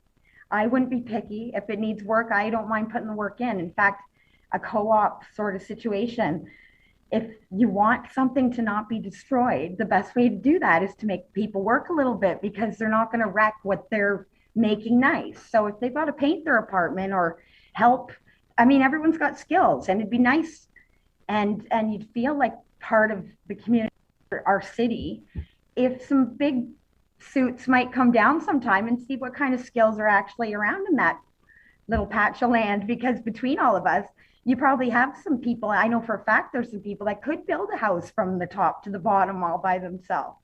And it's a cheap labor. So, you know, they're not going to destroy whatever they're helping to make nice. And that's a start too. I mean, it's frustrating. And how do you get it out of you? I mean, I guess some people are writing on the walls or doing this or doing that, whatever. But pride and ownership. I owned my first house at 23. I'm in this same situation I never thought I would be in. And I got to tell you, it's like, it's almost unrecoverable. It's like you're just about out of the pool and someone throws you back in, and it's really hard to handle. And I'm, like I said, I'm a regular person, but I've never had such depression and such actual mental health issues since I've been without my housing. And it's not because I didn't pay rent. It's, you know, everyone's there for their own issue. I wasn't able to go back to my residence after a legal matter. And like the gentleman before said, the housing, the funds for housing, 400 and something on a check is not going to pay the rent. And I know that there's, you know, there's partners out there that will contribute and top up so that you can actually have a regular rent and enough money to cover it. I don't know what those are though, because no one's offered that to me. Pauline, I know you said you were going to be brief. You've made great points, but you have exhausted the 5 minutes. So if you want to conclude, that would be great. I will conclude. My last thing is make the other cities jealous and actually don't move us. And honestly, it's the best thing to do. And instead of being part of the problem, because I can't stand that feeling, I'm hoping this simple little thing will be part of the solution. And I don't mind if I'm the last one in there, but you house every one of us in the empty ones that are available. We're not picky, and you can maneuver us around if you need to after that, but they're available. And I don't know why we can't be in them. So until the last tent is brought down by itself, because as everybody gets housed, you're going to see your results. You're going to see how packed we are, and it's going to go less tents and less tents, less and less until there's one left. And it'll be on the news, and it'll be in other cities, and they'll be showing, look at how Kitchener, and it'll be more 100 and some people that were out tonight. I don't know if you saw the group, but it was awesome. It was awesome. And you feel like something's been done, because you'll see that last tent come down and Kitchener's housing problem is over, and every other city will follow your footsteps and leave it like that, so you can see the progress. It's like losing weight. It's you're not going to stick to it if you don't see it, and you're in the smaller dress by next week. And I promise you, other cities, it'll be newsworthy whether you try to make it or not, and you'll be commended because you'll have a lot less issues, because we've already dealt with a lot of the issues that come with going from homeless to being housed. So by being in our little... Pauline, that's a great way to end your intervention. Thank you so much. Thank you very much for your time, actually. We do have one question. Councillor Brvanovic. Thanks, Chair Redmond, and thank you, Pauline, for coming in and so passionately sharing your story and your lived experience with us. I want to ask you the same question that I've asked your neighbors, Michael and Jenn. As Kristen talked about the importance of meaningfully engaging with you and the other residents around finding other housing. I'm wondering, I'm wondering if you can talk a little bit about your own experience in terms of engagement with the social workers, the regional staff, and so on. As well as I think you said no resources have been offered to you, if I understood you correctly, in terms of a housing alternative, but wondering if you can just elaborate on all that a little more. Sure. I'm sure COVID is a big part of that too, without, having the places open that you can utilize to get somewhere. I've begged for a worker. I need a worker. I need someone to help me get housed, because on my own, like the gentleman before, there's a lot of stigma, and people see you're going from homeless to applying for a place. And I've never rented a lot before because I owned my homes, but I don't know the issues, but it's just basically it's unaffordable mostly. And I don't know the other resources or places that will actually contribute to the rent to pay the full rent like that. So I've actually already, you haven't found me yet, but I've got another campsite somewhere else, because I don't want to be without somewhere to live and have my things. So I've already kind of moved. But I mean, really, like I said, it's not a solution or anything. I go to the working center, I go to the soup kitchen, and I even volunteer. And I feel like every day, it's like you get to the end of the day again, and I feel like I'm no further to being housed than I was. If I was offered something, I don't even think I would care what it was. I would say, yes, please, and somebody get me there now. It's hard being a girl by yourself out here, and I'm there because the safety in numbers. I've had some really bad things happen to me, and it's always been after a shelter wouldn't let me in or didn't have space. I'm banned from Mary's Place till 2030. I don't even understand how that could be. That was the first shelter I was in. They won't give me any reasons. I've never lost so many of my personal things since I've been, being carted through the different shelter systems. And I don't know if I'm not connecting with the right people or what, but I don't think it would be hard to house me. I'm just like me on my own, and I'm not going to be picky, and I need to get back to work and stuff. So it kind of gets to be a desperate situation where I'm sort of getting, frustrated, and I'm sure it's coming out probably in everything and everywhere I am, because I don't understand why, you can't take one. Or I heard that some people are already housed from the tent city. I didn't even know that, and I live there. So I have never had anybody come up to me, and I'm not there a lot because I don't feel safe being there all the time, so I do other things until it's late. I sleep, and then, I know my things are messed with in the day. It's not a good feeling, especially as a girl. I have a hard time sleeping around people I don't know and stuff now because of it. I never had that before. So I've got my mental health issues actually are through the roof since my homelessness. And I really personally, I'm not fussy. I would go anywhere. If anybody has any, you know, any ideas or any workers they could connect me with, I would be very grateful. I also am an artist, and I would be commissioned if anybody had an opening for any kind of work needed done. Just saying. Councillor Bogdanovic, any more questions? No, that's it. Thank you so much, Pauline. Really appreciate it. Thank you, Pauline. Our next and last delegation is Cassandra Deveau, Kitchener, Unlocking Resources for Supportive Housing Crisis. Welcome, Cavi. You have 3 minutes. Thank you very much. I'll compress my remarks since I'm just a Kitchener resident who wanted to speak in favor of supportive housing and against the evictions. I was worried meeting like this can often attract kind of unrepresentative hostility, but I don't have anything much to add. The previous speakers have been powerful, but I still want to kind of make 2 comments. The first is just that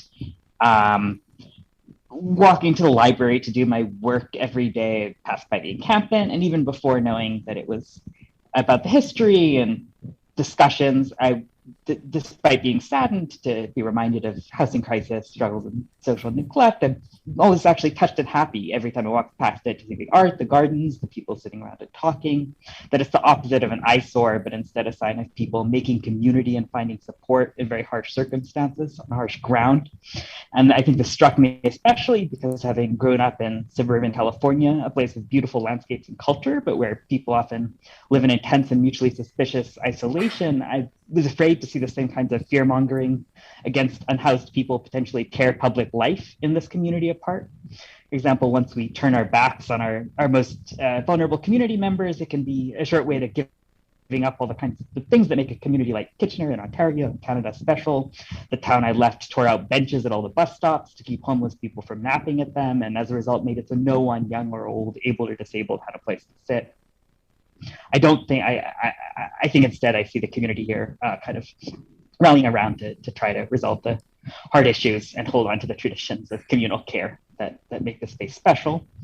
The second quick comment or intervention I want to make, though, is coming as an outsider and hearing the very powerful comments of the previous 3 speakers, to note what might be special or unique about the community that emerged in this specific encampment, and the dangers of thinking about these problems only in a top-down manner, because I do understand that this housing crisis is a global, complex situation produced by a range of economic factors, that housing in North America may seem unsolvable in the policy landscape, or at least like the sort of bottomless issue. But I think it's important to see the separation of that from what, like Jenn, for example, testified to powerfully about a community that happened to come together, and it would sort of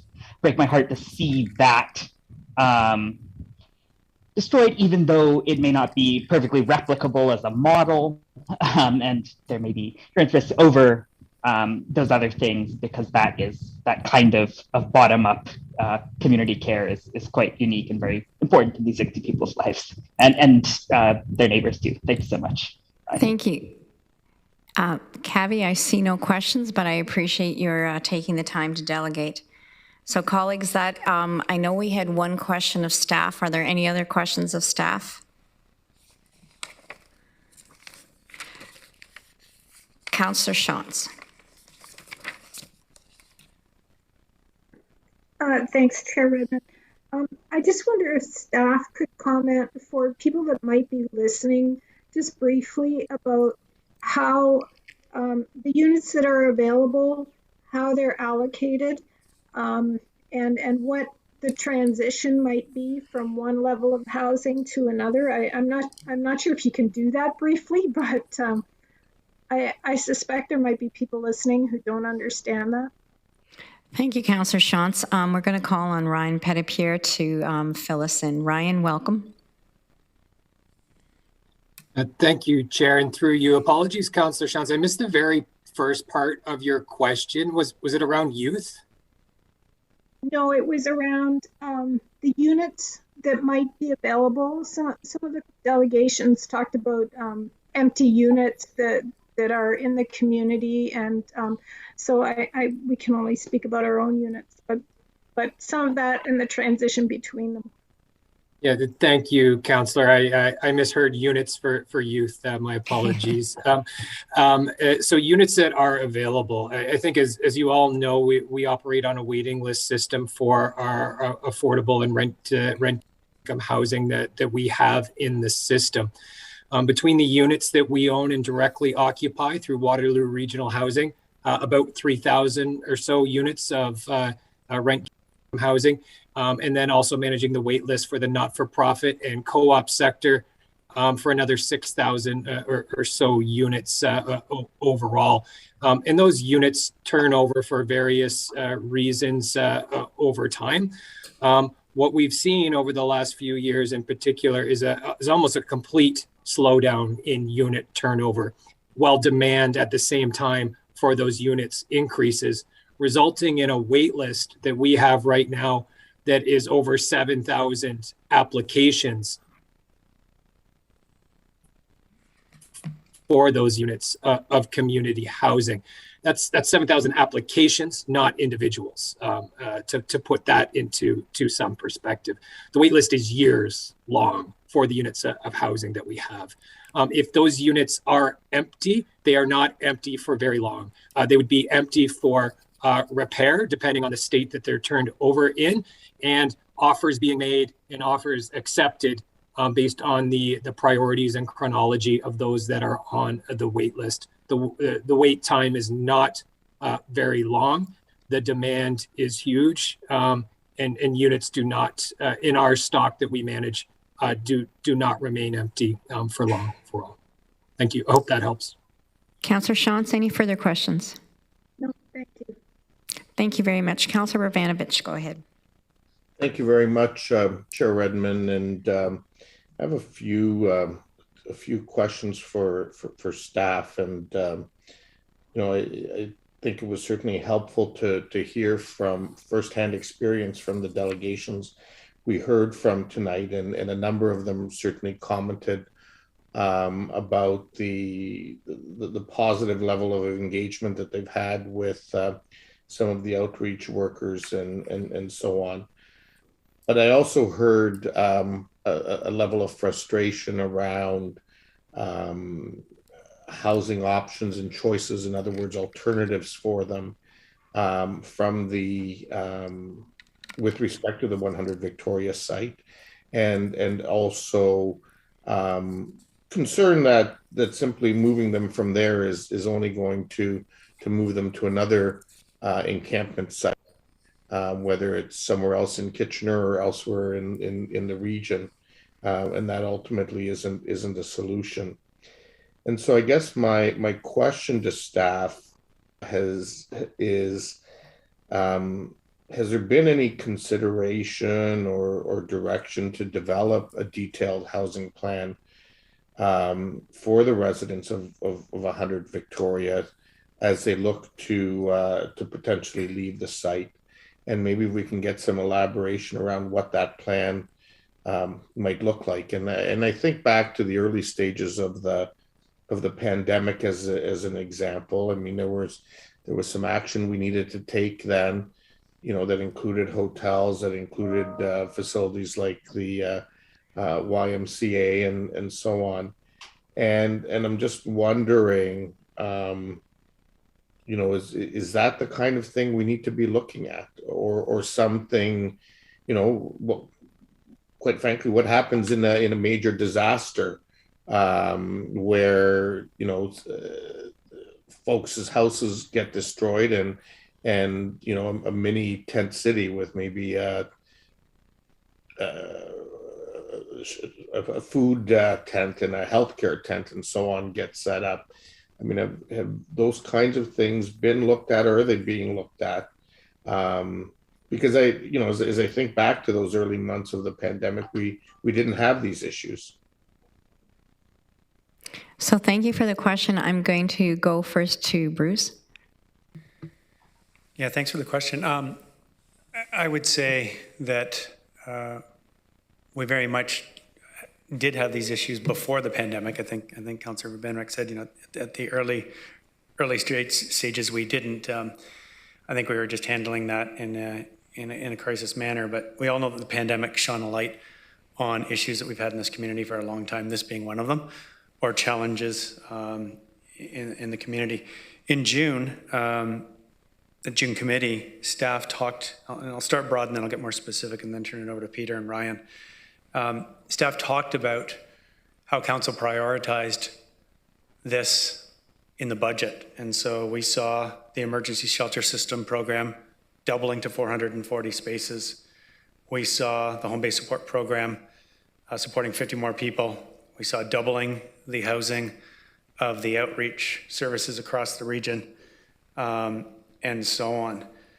And hundreds of people recover from their experience of homelessness, 325 individuals in that first year. And yet I think we would sit here, not only in this region, but I would argue across the country, saying it's not enough. It's not nearly enough, and we heard that again tonight. We have opened things like Edith Mack, which will help. We have House of Friendship coming online. But I think if I understand the question correctly, what else can we do in the interim? And if it's okay, Madam Chair, if I could turn it over to Mr. Sweeney to speak to some concepts that we have, actionable items that with Council's direction, we'd be happy to pursue. Go ahead, Peter. Thanks, Bruce. And yes, Councillor Urbanovich, appreciate the opportunity to speak to this. I want to acknowledge, the stories that we heard from people with lived experience. I think first and foremost, one of the things we need to continue to look at is how do we inform our decision making with those who are experiencing or who have this lived experience. And so, certainly to build on Bruce's comments, a report was brought back, the plan, so to speak, was brought back to committee on June the 7th, and it outlined all of the things that council had previously directed and had budgeted for staff to do, both internally and with partners. And since that time, we continue to work on a daily basis with our partners and internally to do everything we can to connect with as many people in a manner that is appropriate. We continue to provide those supports and those offers. And again, as you heard, each situation is unique, and we try to do our best with our partners to meet people where they're at, both physically and emotionally. And, one of the things that we're also looking at is continuing to have conversations with our partners to ask ourselves, is there more that we can do specifically for that population that is currently residing at 100 Victoria to make that location safer for the people that are living there and for the community surrounding it. And in addition, we also, in conversations with our external partners and as staff, understand and acknowledge that there are other models that other communities engage to work through that are focusing on interim housing as an actionable plan to get us to a point where we have enough supportive and affordable housing that we need for this community. And if council would like to consider directing staff to to more formally explore what those options might look like and best practice in other communities, and come back at another time with some of those options, we would be willing to consider. We would be willing to do that at your direction. Councillor Urbanovich, do you have any further questions? So just on that,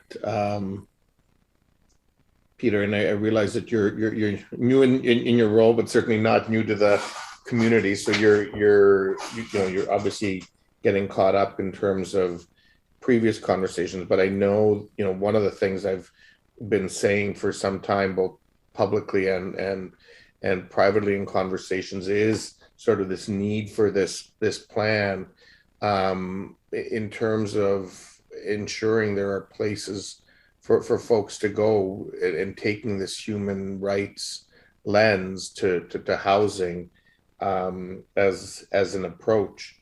I'm just I guess as we look at the timeline ahead and the need to balance these various competing issues and concerns in the community, how do we do that and make sure that residents are dealt with in a respectful, dignified manner, while also addressing, as you say, the broader concerns of the community? Thank you for that. So I'll bring some perspective that, again, has only been gleaned in 7 days on the job here, but has certainly benefited greatly from the expertise and the experience of a terrific and hardworking staff team, and conversations with community partners and with some folks that are living at 100 Victoria as well. And I think, first and foremost, I think we need to recognize there is, there's an acuity to this situation that requires, a response in a way that is person-centered and dignified. And there's also medium and long-term solutions. And, my personal view on this, Councillor Verbanovich, is that, we have to figure out, we've got roughly 1,000 people in this community who are experiencing homelessness. And I think as a community, we have to, make a decision what we want that number to be. I would suggest it should be 0. And we also need to recognize it's going to take time to get there. We know what the solutions are. They're housing first, the supportive housing, and we have to map out a plan over a period of time. And I believe fundamentally that in that plan, we have to include an understanding and recognition that interim housing is going to be required. And my early observations are there are some instances where some people are going to choose to continue to live outside of a formal system as we define it today. And I think we have to, again, decide whether we're going to put resources and time and effort and energy into supporting people who are experiencing homelessness regardless of what they choose, or only those who choose to opt into a system that we design. And what we acknowledge, and I've had conversations with our partners, is there are models out there. There's a lot of them, as you might imagine, and we'd have to figure out what works best for this community. Okay. Does that answer your question? No, it does. It's very helpful. And I know councillors Urban and Clark later will be bringing forward a motion around advocacy and so on that they've built. But, you've spoke to maybe some direction around, exploring some other alternatives. So, Madam Chair, at the appropriate time after you've dealt with those other motions, I'd like to bring something forward to speak to what Mr. Sweeney just talked about. Okay, I will put you back on the list. Councillor McGarry, please go ahead. Thank you, Madam Chair, and through you, I think that there's not one person on the call tonight that isn't seeing this human rights and human suffering issue for what it is. And I come from a lens of not only healthcare, but indeed when supportive housing units first came to our municipality in the region, I was a care coordinator at home care at the time, and we took on the supportive housing file. And even then, more than a decade ago, there wasn't enough, in those days called mental homes, mental health homes that we were housing people in. And I think that, when we listen to all of the individuals tonight so eloquently about the human tragedy that we're witnessing here, it comes to mind that the municipalities, the lower tier governments, meaning the cities in the region, are not prepared through our taxation to be able to resolve the humongous issues that we see in our community. I think I'm going to quote Councillor Clark in her recent interview in the press, saying that, the healthcare crisis, the housing crisis is a provincial matter. And we just recently went through a provincial election, and I think it was Michael, who was delegating, who pointed this out. And how prominent was this discussion through the provincial election? And from my observation, I said, not very much. And it's one of the reasons why the big city mayors and other organizations like Marco and AMO are going to be knocking on the doors of Queen's Park in the next couple of weeks to request a far greater input into this crisis that all municipalities are facing, to help us resolve it, to look at the root causes of homelessness, to increase the funding for social supports, for mental health and addictions issues, supports for housing, affordable housing. Everything that we're talking about tonight really lays at the feet of the provincial government, basically, and also the upper level of government as well. And I find it's, I'm venting a bit, I understand, Madam Chair, but I'm so frustrated for people to continue to bash the mayors of the cities or the regional councillors that we're not doing enough. If we, how else are we going to pay for it with property tax? We're the only province in Canada who pays for social services from our property taxes. It's regressive and it needs a change. And we'll be knocking on doors of our new MPPs and the new government in order to have a better deal here. Because these individuals are here in our community. They're sitting on our front doorstep. And we don't have the resources to assist in the way we all want to. So in saying all that, I understand too that we've got over 1,000 individuals who are homeless. We have people up and down the Grand River on GRCA property. And, the riverbanks in the middle of the city of Cambridge who don't have supports like the Working Centre or St. John's Kitchen or anybody to assist those that are living around, rough in our area. And I realize it's a regional problem, but, it's heightened because, Victoria and Weber is so prominent. People actually see it every day and it's been growing. And we're aware of the safety issues, not only within the camp itself, but also in the surrounding businesses, the people that don't want to pass by that area to go to the area business. And those families are also facing some issues. So I understand it's a full societal issue, and the safety of those that are surrounding encampments anywhere in the region are also feeling unsafe. And it is a big mess, and that's why we're going to knock on the provincial government's doors very shortly. What I did want to ask from staff now is that we've talked a lot about the supports that have been going in. We've been receiving letters from individuals that have been going in to provide services to the camp at 100 Vic. So I'm just wondering if staff could kind of round out what kind of supports have been going into this encampment. What have the residents been offered? How many are taking them up on it? And last thing I'll say is, Peter, you've been on the job for 7 days and you're on the hot seat, and I really appreciate your perspective on this because I know it's been the heart of what you've done for pretty well your whole career. Thank you.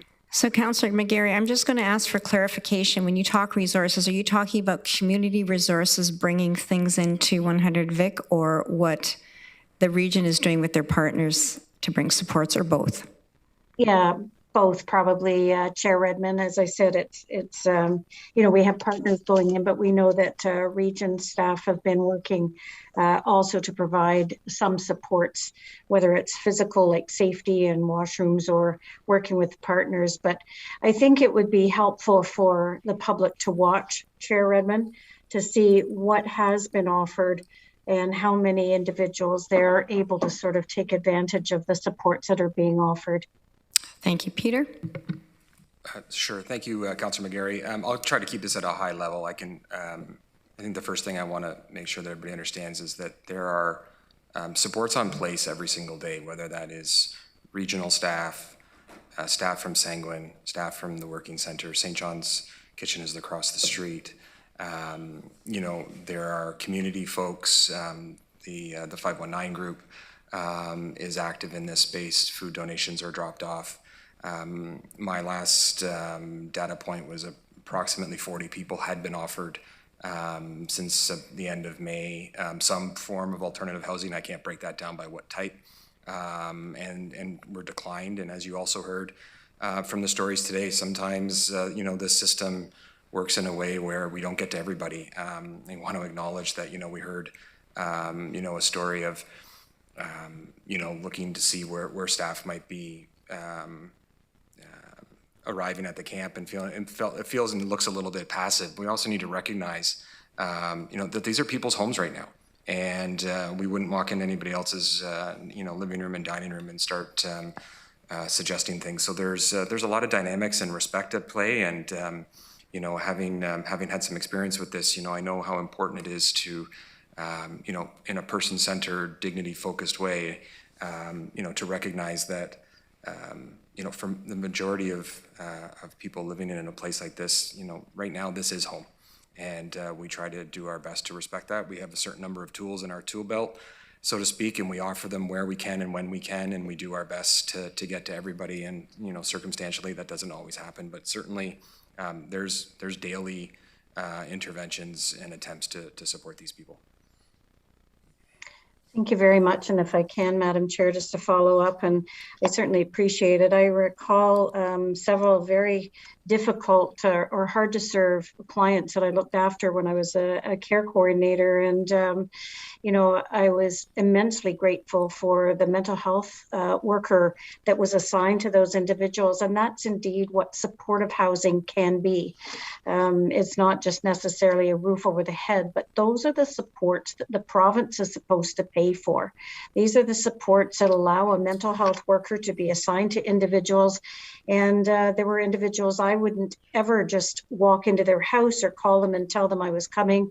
I was always able to make the appointment through the mental health worker who was the trusted individual to that, you know, that person. And so I was able to then relate and do the home assessment alongside somebody that knew this person well. So I think that those are the supports that I would like to see a lot more of, but again, those are provincially provided to our partners. Mm-hmm. And I just want the community out there to know that every single one of us is trying our very best to get what we need. The provincial budget wasn't passed this spring. We're hoping to influence some of the budget that's coming out provincially. And I would encourage everybody to continue to relate to your members of provincial parliament leading up to this next term to talk about how important these supports are. So I just guess my last question then would be, as we move ahead, how can we ensure the safety for the surrounding communities that Peter was talking to, and not just at this particular encampment, but for those encampments that are happening on private property or, you know, surrounding properties such as GRCA or in our area municipalities? That's a very big question. Peter, do you want to take it on? Yeah, I suppose the short answer is I'm not quite sure yet. But what I can assure you is that these are conversations that we have every single day, not in isolation with our community partners. And I also recognize, and I think it's important to continue to recognize, that we are talking about, you know, the acuity of one specific situation, but you have acknowledged that, you know, we have 1,000 people who are experiencing some level of homelessness on any given night. And we have people who are choosing to live in other places, not just at 100 Vic. And our responsibility is to all people in this community. And I think we have to make sure that we're continuing to have those conversations. I think the other thing I'll add is, you know, this is all focused on relationship building. And, you know, the greater access we and others have to people who are experiencing homelessness at this moment, to build those relationships, to build trust, the better chance we have to continue to work, not for, but with folks to help them in whatever way that they need. And those needs are as individual as every person that lives there. Thank you. And my last comment will be, we could hear the strength of the relationships from our delegations this evening, who call each other brothers and sisters. And I would like to think that we all think of each other as brothers and sisters. It takes a village to raise each other up. And we want to be part of that village. And I certainly appreciate everybody's attempts here. And you can bet that I, for one, am meeting with my new MPP tomorrow. So I'm hoping he's watching tonight, because he'll know coming at him tomorrow. Thank you. Thank you. Councillor Clark. Thanks, Chair. Our Councillor McGarry said a lot of the things I was going to say, and I won't waste time. And I know that Councillor Erb is going to bring a motion shortly that that will sort of reinforce those. I just want to reiterate a couple of the comments, and one is that, you know, our attention is focused right now on 100 Vic for all sorts of reasons, but we are in fact dealing with dozens of encampments across the region, and 100 Vic isn't even the only encampment on regional property. So whatever we do in terms of planning, we need to be able to extend it to 1,000 people, not just to 57 people. I do believe that our staff have done everything within their power, within the powers we've given them, with the tools that we've given them. I don't think finger pointing and suggesting that staff are somehow remiss is helpful at all. But I think we do need to come to terms with what is our mandate, and if we're going to go beyond what our mandate is, and I think that we're all in agreement that, yeah, we probably do need to do that. We are talking about costs in the hundreds of millions of dollars. We're not talking about little tweaks. Every unit of housing costs $300,000 to build. That's conservative. We heard today that rent supplements are going to cost let's say, for the sake of argument, $1,000 per month per person. We're talking hundreds of millions of dollars that has to come from somewhere. And I'm just putting it out there, not because I think we shouldn't spend it, but because I think we need that context for our discussions. Thank you. Thank you, Councillor Clark. Councillor Erb.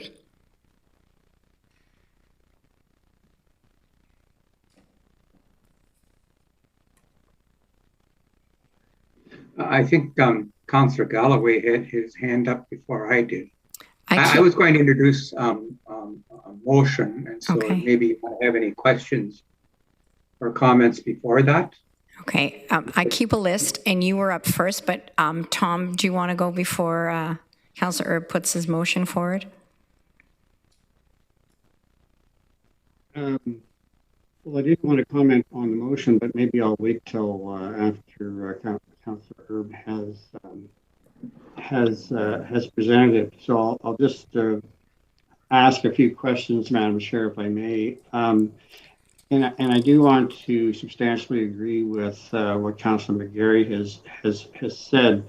There's lots to be frustrated about in this particular issue, and certainly the residents of the encampments and those who are living homeless are suffering a lot of frustration, as well, as we've heard tonight from the system. But I wanted to ask staff, some people are suggesting that encampments be sanctioned, and certainly that's a possibility, but I'm not sure it's preferred possibility, but I want to understand how the provincial funding works. And I'm wondering if Mr. Petitpierre could comment on that. Does any of the province provides most of the money that we spend on housing and homelessness. Would the province allow currently any of the money that they provide us to be spent on maintaining encampments? In other words, to provide facilities, washroom facilities, shower facilities, and all the other kinds of utilities and such that sanctioning encampments would likely cost. Are those fundable costs? Ryan? Thanks for the question, Councillor, and through you, Chair. What I will say is that through the pandemic, with the social services relief fund dollars that have come our way, they've been extremely flexible from the province, and we've used those creatively and innovatively to fund many of the additional initiatives that we have supported over the last few years, from interim housing to additional washroom spaces to security that's required on site to 24/7 shelters, et cetera. The dollars that we received as a regular base funding amount from the province were less flexible, and we're a little bit more rigid in prescribing exactly what they could go to support. There could be a business case to use those dollars, but it was something we would have to clarify from the province. What I will also say is those base funding dollars are all being used to fund the existing shelter system as it was before the pandemic. We'd be looking at a reallocation from that to something new, barring any additional and sustainable funding source from the province to support that. I don't think that's a direct answer to your question. In short, recent one-time dollars have been flexible enough to support it. There could be a case made for the base dollars that we receive, but they're already tied up in funding other much-needed resources. Craig is looking like he might have an answer as well, Councillor Galloway, or add to Ryan's answer. Thank you, Madam Chair. Perhaps to add to Mr. Petitpierre's response, Councillor Galloway, I think I heard you say at the outset that the majority of the funding for housing and homelessness was provided by the province. And I would say that is still correct from a homelessness perspective, but the majority of funding for housing programs at the region is funded by municipal property taxes. When the devolution, the downloading, whatever term you want to use, of housing happened over 20 years ago, it came without ongoing funding support from the province.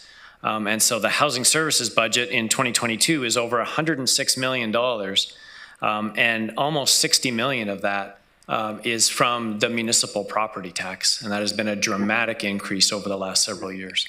I hope that's helpful. Yeah, and I understand that, Craig, and I shouldn't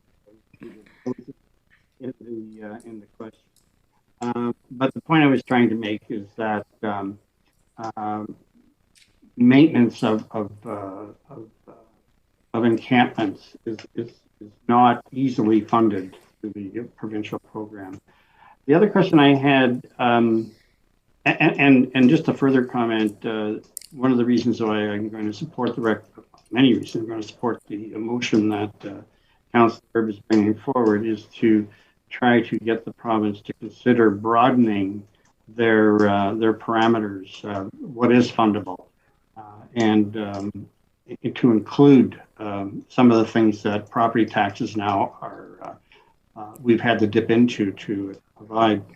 The other question I had was of Mr. Sweeney. He did, and I was happy to hear him say that consulting with people with lived experience is something that he wants to pursue. I think that's really essential.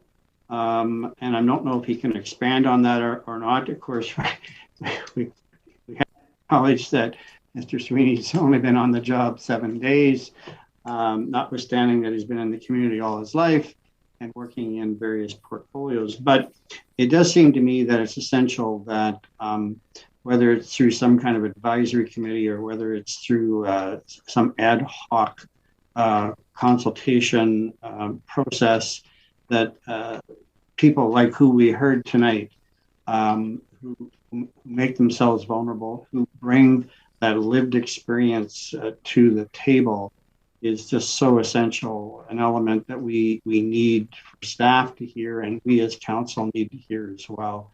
And I don't know if he has any ideas how he's going to enact that or implement that, or if that's something he's yet to determine. Thank you for that. I mean, I think fundamentally, from a philosophical standpoint, where I'm coming into the region is a strong belief in enhancing the proximity to the people that you're trying to serve. Generally results in a more equitable, more just, and more dignity-focused approach. The mandate or the sort of the platform, how we might do that, Councillor Galloway, could take on many, many forms. But again, it really goes to the spirit of,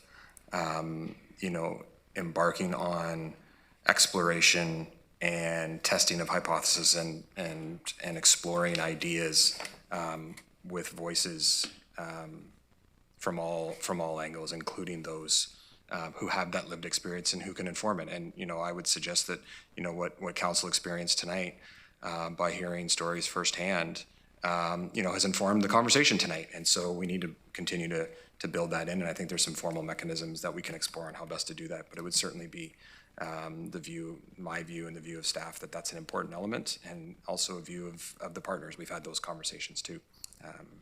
Well, again, the platform to be determined, but the commitment is strong.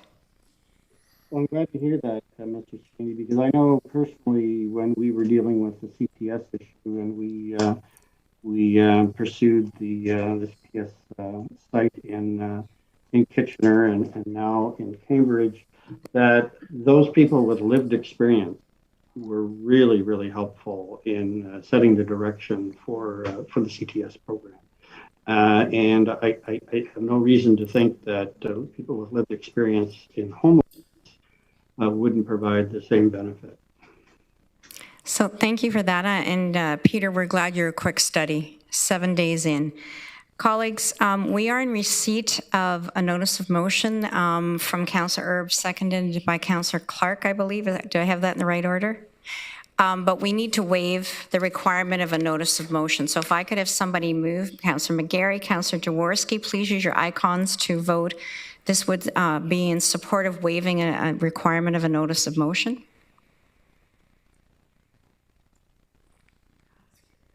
Thank you. So now to the motion. It is moved by Councillor Erb and seconded by Councillor Clark. It is relatively long, but it is basically urging provincial governments, there we have it printed, to provide dedicated, specific, and sustainable funding. And it's been covered off in a lot of the comments, but for mental health and addictions and housing support. And I will let you read it all. And I would ask if Councillor Erb would like to speak to it, and then Councillor Clark, and then we will take a vote unless there are other people that want to weigh in with comments. Councillor Erb? Thank you, Madam Chair, and thanks, Council colleagues, for waiving the notice of motion that we can deal with this evening, because I think there is some urgency to this, that the heart-wrenching stories that we heard tonight from people who have lived experiences just reconfirm for me that this is an action that we need to work on and deal with as soon as possible. And too many times we hear or read in the media that a humanitarian crisis of large proportions is emerging in a distant part of the world. And whether we want to admit it or not, on a much smaller scale, but just as serious in Waterloo region, we have a humanitarian crisis occurring as well in terms of housing some of the most vulnerable people in our community. And the increasing number of people that are homeless and the lack of supports for care of health and adequate housing just is not acceptable. And I don't think anyone is denying that this humanitarian crisis does not exist in Waterloo region, because the increasing number of residents living unsheltered are as deserving of safe housing spaces as any one of us. And we can talk all we want about the unprecedented amount of money Waterloo region has been spending on upstream initiatives in the areas of affordable housing. The 2,500 units we want to build in the next 5 years, expansion of the shelter care, interim housing, all of it. However, none of it is enough, and consequently this motion. And I think it's important, and it's been alluded to by a number of my other colleagues, I think it's important for the community to understand that the region of Waterloo is a provincially designated service manager for housing and homelessness, and as the federally designated community contact. And consequently, the region administers programs and services to expand access to affordable housing and to prevent an end to, or not to prevent an end, to bring an end to homelessness with provincial funding. But with the funding and from the federal and the provincial government, it comes with very prescriptive guidelines. And so often the region's hands appear to be tied in wanting to do more, but not permitted to do so because of the provincial guidelines. And the short answer is these funds from the provincial and federal government have not kept pace with the growing needs in Waterloo region and in other jurisdictions. And the gap is continuing to grow between the funding provided by the federal and provincial government. And it's forcing municipalities like the region of Waterloo to use municipal tax dollars to fund these services rather than the upper levels of government, not assuming their responsibility. And this is primarily happening in Ontario. And it's a problem here since most of the other provinces fund these kinds of social services that we're being forced to do. And so I don't think we can emphasize enough that the province needs to step up to the plate, especially with increase and sustained funding for health supports that will include mental health and addictions and supports, of course, we need for more housing. And can't do this from the tax base without jeopardizing other municipal services that we need to provide and that the people expect. And really, it's not our responsibility. And consequently, I hope Council will support this motion.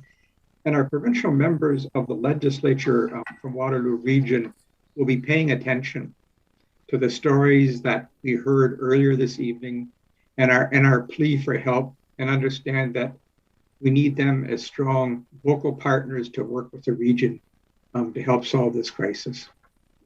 So I'm confident we can support this motion. Thank you. Thank you, Councillor Erb. Councillor Clark, would you like to speak to this motion?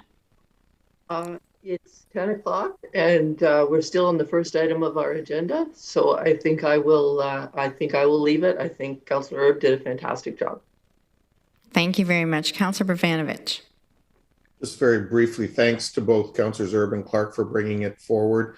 As you know, Chair Redmond, because you were at the meeting, this was something very similar was considered at OBCM last week when Councillors McGarry, Jaworski, and myself were there, and our council did something similar last night. So I think this is great because it just further unifies all of us speaking with one voice. Councillor Foxton. Thank you, Madam Chair. I was trying to read through it and I guess I didn't catch it all, but will this be distributed to the municipalities? Because I'm sure my council would like to look at it and endorse it as well. Was it in the motion? I didn't see that. I don't know if it's in the motion, but if you want, we can take that under advisement and make sure that all area municipalities receive a copy of this. Thank you. Councillor McGarry. Thank you. 2 thumbs up for this motion. Happy to support. I would just make a couple of suggestions, to the mover and seconder, take it under advisement, but I would certainly add in the Ministry of Social Services. We're not sure what the new minister or the ministries are going to be called. And I would also circulate to the Ontario big city mayors, as well as before this government stepped away for the election, there was also a mental health and addictions associate minister. So if I could respectfully perhaps just ensure that it goes to all of the appropriate ministries, that would be helpful. Thank you. So if we can take that under direction, we don't know how many portfolios are going to be with this increased majority, but I think we're all going to find out Friday. So we will certainly circle back with the mover and the seconder to make sure, but we will try to cover the waterfront. So I see no other speakers, so it's been moved and seconded. I would ask you to please use your icons to vote yes or no in support of this motion. That is carried, colleagues. Thank you. Now, Councillor Bravanovich, were you looking to direct staff, or exactly what did you want to cover off from the earlier question? So I fired off to all of council and to the clerk some wording based on what we heard from the delegations and Mr. Sweeney this evening, and it actually complements, I think, Councillor Erb's and Clark's motion as well. So I guess from a well, that's not it. From a procedure point of view, I guess you would need to waive notice, and Councillor Jaworski has indicated he's willing to second the motion today. Well, while we wait for it to get posted, Councillor Clark, did you want to speak to this? I have not seen the motion. Do you want me to read it out just for the viewing audience? Councillor Redmond, it's not that long. Chair Redmond, sorry. It's okay. I think it's up now. Yeah. So whereas Canada's 2019 National Housing Strategy recognizes that the right to adequate housing is a fundamental human right affirmed in international law, be it resolved that we join other municipalities in committing to a rights-based approach to housing, that with respect to 100 Victoria, staff develop a short-term plan to establish interim housing solutions for the residents in question and other residents in encampments, that staff develop budget plans for a longer-term strategy to meet the homelessness issues in our community by spring 2023 in our 2023 budget, including identifying the amounts required from federal and provincial governments to achieve that strategy, and that staff develop an advocacy strategy for that longer-term plan to engage provincial and federal governments to fund these issues as part of their responsibility. And if I may just very briefly, Madam Chair, what this does, really speaks to, what we heard tonight around that human rights and respect for the dignity of residents approach, looking at the short-term kinds of issues that Mr. Sweeney talked about and staff going back and looking at, but also recognizing that we need to take a shorter and a longer-term approach to this. And in looking at that longer approach, we need to also, be able to cost it out and speak to what the provincial and federal components of this would be and advocate for it, which really aligns with part of the motion that we just approved as well. Okay, Councillor Jaworski, do you want to speak to this as the seconder? Yeah, just shortly. I think it really struck me tonight hearing the stories of the needs and the Ontario Work support that people get, or the federal housing support that they could possibly get, yet they don't. And it strikes me that the current provincial government is big on red tape reduction, and it seems to make no sense to have regional staff and other outreach workers trying to help them get on Ontario Works and all the effort to get a measly $300, $400 a month, when in fact at that level being unsheltered, if it could be put directly into a group funding model, perhaps directly to the region as a service provider, that would be a much easier way to get people back on their feet and then have them eventually qualify for Ontario Works when it's much easier. That would just be one example of red tape reduction that could quite easily be done to get money working quickly to help help those who are unsheltered. Thank you. Councillor Clark. Thanks, Chair. This looks good, but I have some apprehension around the language or rights-based approach to housing, not because I don't disagree with it, but because I don't know what it means. I don't know what the impact legally might be for us. And I would feel far more comfortable if we had time to get a report from our legal staff as well as our housing staff on what the implications of a rights-based approach to housing are, because it's simply not a term that I feel sufficiently familiar with. Sorry, are you asking that it be referred to staff rather than voted on tonight, Councillor Clark? That is what I'm asking, yes. Okay, thank you. Councillor Kiefer. Yes, thank you, Madam Chair. Could we have that put up on the screen again, the motion? I just there's a couple of words that I wouldn't mind adding if I saw it again. Bear with us. Yep. I say that because I don't have to do it. Julie's doing it. Councillor Kiefer, proceed. Yeah, the third paragraph where it says that with respect to 100 Victoria staff develop a short-term plan, et cetera, could we add with respect to 100 Victoria and other encampments in the region? Would that be a possibility? So I guess I would have to turn to and we haven't passed a vote to waive the requirement for notice of motion, just so you're all aware. But Councillor Urbanovich, do you want to speak to that? Yeah, so just two quick components, if I can, that folks have raised. I'm happy to tweak the wording in number 2, that the bit about rights-based approach to housing, can be referred to staff. It is a component that we included in our City of Kitchener housing strategy, and it's consistent with the federal strategy, and other cities have as well. But if that adds comfort, that's fine. On Councillor Kiefer's question, that was actually at the end there, and other residents in encampments. So I mean, it was meant to, we can add the words throughout the region, if that speaks to your concern, Councillor Kiefer. That was speaking to the point that Councillor Clark raised earlier.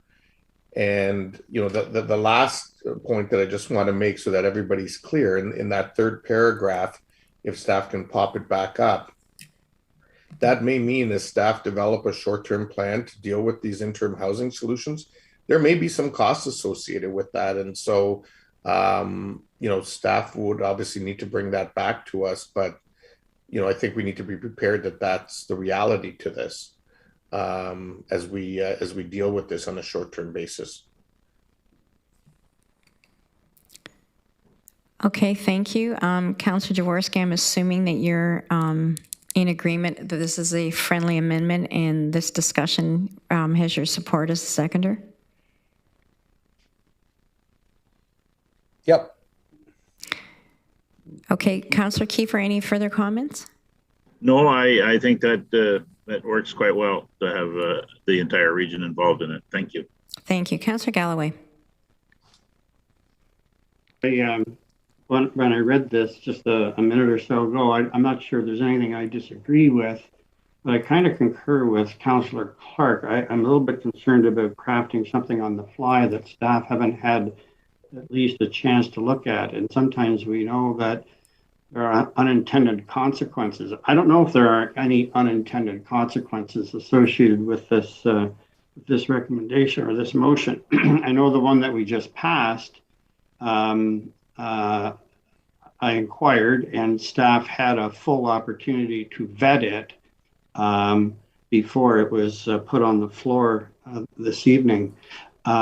This one, I don't believe staff have had a look at. I'm not suggesting staff would modify it, but they may well have some observations about some unintended consequences. So I'm concerned about us waiving notice and proceeding with this just basically on a precautionary basis.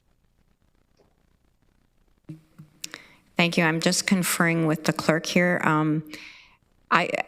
It sounds to me like we have fairly universal support for this. The question is the mechanism to do this. So the procedure would be that we waive the notice of motion. If that would not pass, then this would be viewed as a notice of motion and come forward to the next council meeting.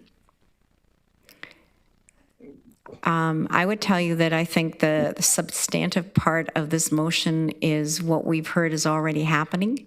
I really do commend the costing of that because I think that that's a very important component as we go forward. Peter, do you want to speak to this? Yes, thanks, Madam Chair. Just 2 comments that I would just put forward. I'd just like us from a staff perspective, Councillor Vrbanovic, to be super clear on what we mean around short-term. Because without additional resources, I would suggest that the short-term plan is the existing plan that was brought to committee on June 7th.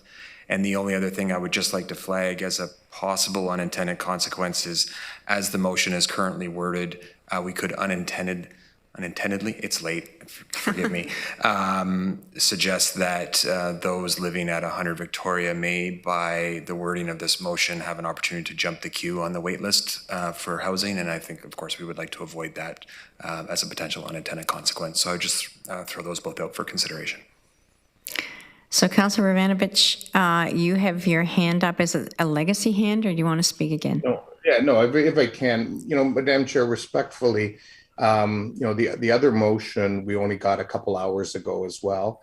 I think we've all been listening to delegations give some very compelling cases this evening, and this issue is on the agenda, and I think it's reasonable for us to expect that when an issue is on the agenda, that we'll be dealing with it in some way, shape, or form. And I think, quite frankly, these residents deserve to have this council deal with it in some way, shape, or form. I don't think there's anything in here that is hugely problematic or even mildly problematic. That staff, it requires staff to bring a plan forward to us anyway in order to deal with this and give that direction. And quite frankly, I think we owe that to our community and to these residents and everyone who's been advocating for them, including the 200 people roughly who had a rally while we were in camera earlier this evening dealing with this issue. So I'm hopeful that we can waive notice. It was on the agenda, so one could argue that that's not even necessary. But I'm happy to accept that. And just on the issue, I think on the rights-based approach, I think because there was some redacting that was happening there, I think what Councillor Clark was asking for is that the region of Waterloo investigate committing to a rights-based approach to housing. In other words, that would bring the report back to us. Thank you. Okay, I'm going to go to Bruce and then to Councillor Erb. Thanks to you, Madam Chair. Would it be amenable to council for us to take this as direction to come back, as Peter, I think, suggested earlier, working with our providers to develop interim solutions for encampments rather than being specific? And that would allow the team to do the work with providers and come back to council with detailed of what that looks like, costs and so on. Well, I think that's what I think Mr. Lochner, that's what the motion is looking for. We need to have a motion from council to give staff direction about something, particularly if it's substantive.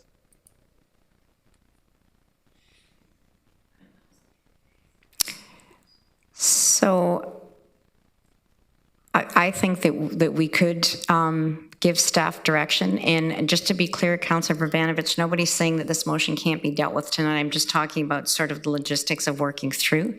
Councillor Erb. Thank you, Madam Chair. On the third point, and I think it's a question to Councillor Vrbanovich, I'm not quite clear if you're saying that residents will not be leaving 100 Vic or other encampments until a short-term plan has been established for housing. I have not commented on that. I'm sorry? I have not commented on that in the motion. But it is saying that staff develop a short-term plan to establish interim housing solutions for residents in question. And so would people remain in encampments until short-term housing has been established? Well, I think what we heard from Mr. Sweeney earlier this evening is that those are issues that he and his team would continue to work on, and that there are best practices in other municipalities across the country and across North America on this issue, and that's part of what they would bring back. I mean, Mr. Sweeney can speak to this, but that's what I heard him say earlier.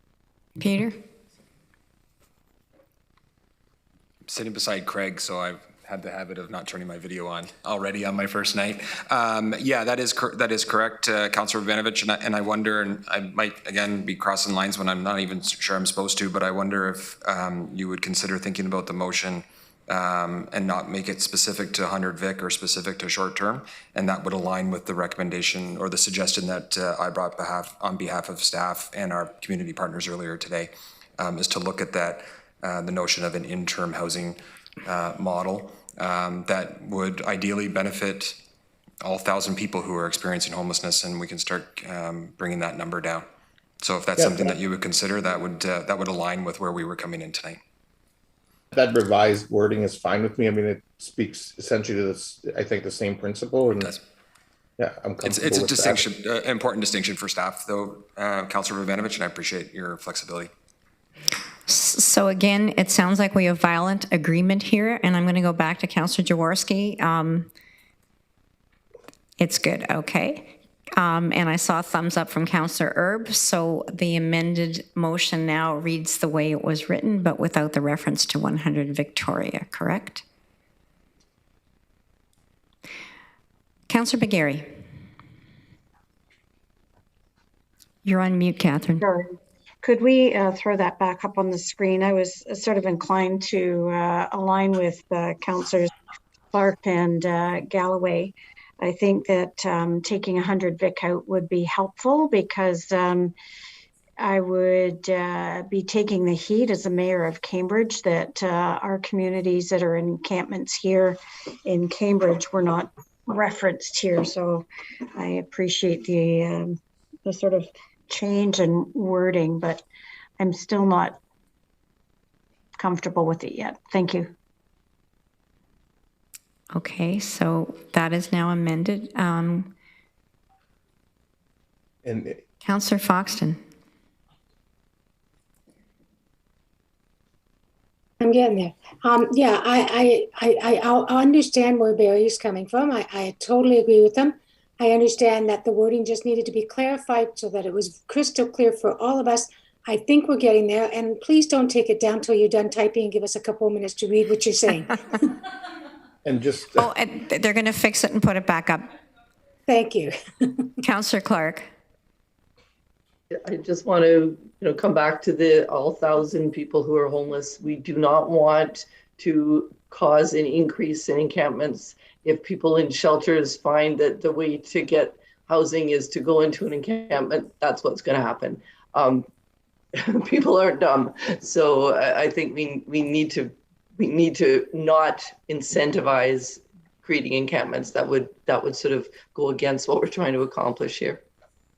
Thank you very much for underscoring that point. I think it's really important, and I believe that we will have the latest version back up.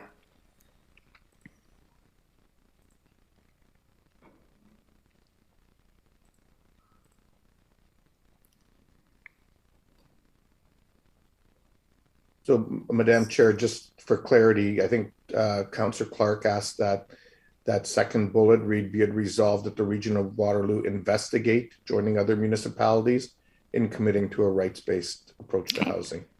Thank you. I didn't want that to get lost.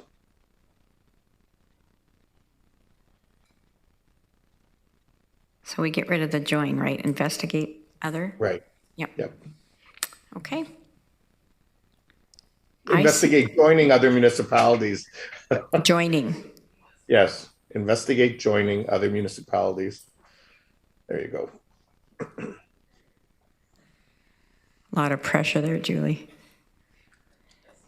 Okay, I see no other hands, so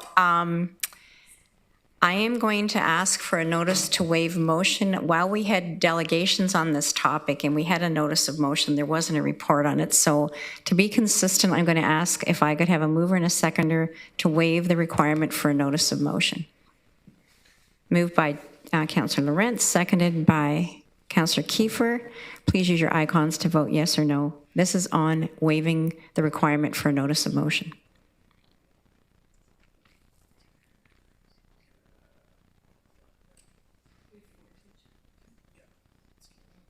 Thank you, colleagues. That is carried now. Calling the main motion, moved by Councillor Verbanovich, seconded by Councillor Jaworski. We've all read it several times, fresh off the press. Please use your icons to vote yes or no.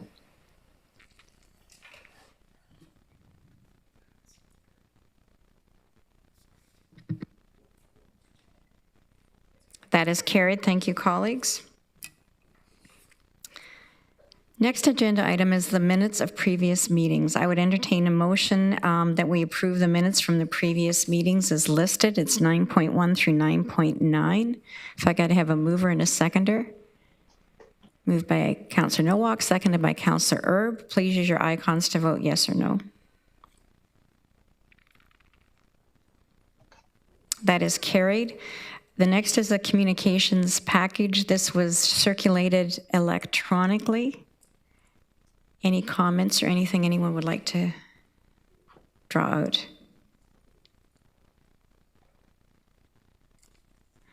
I would also point out that we received correspondence on encampments, and it was addendum attached to the addendum agenda. I would now entertain a motion to go into the committee of the whole. If I could have a mover, moved by Councillor Kiefer, seconded by Councillor Armstrong. Please use your icons to vote yes or no.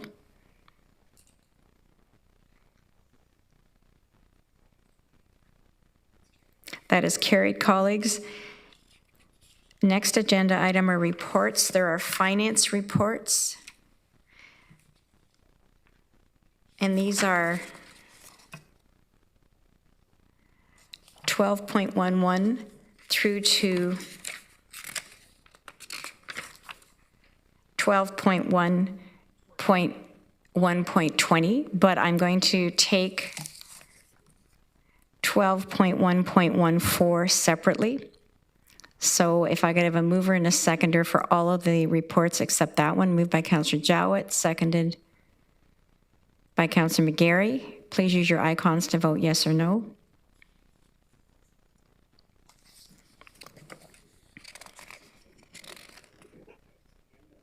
Are you voting, Councillor Bermanovich, or do you have your hand up?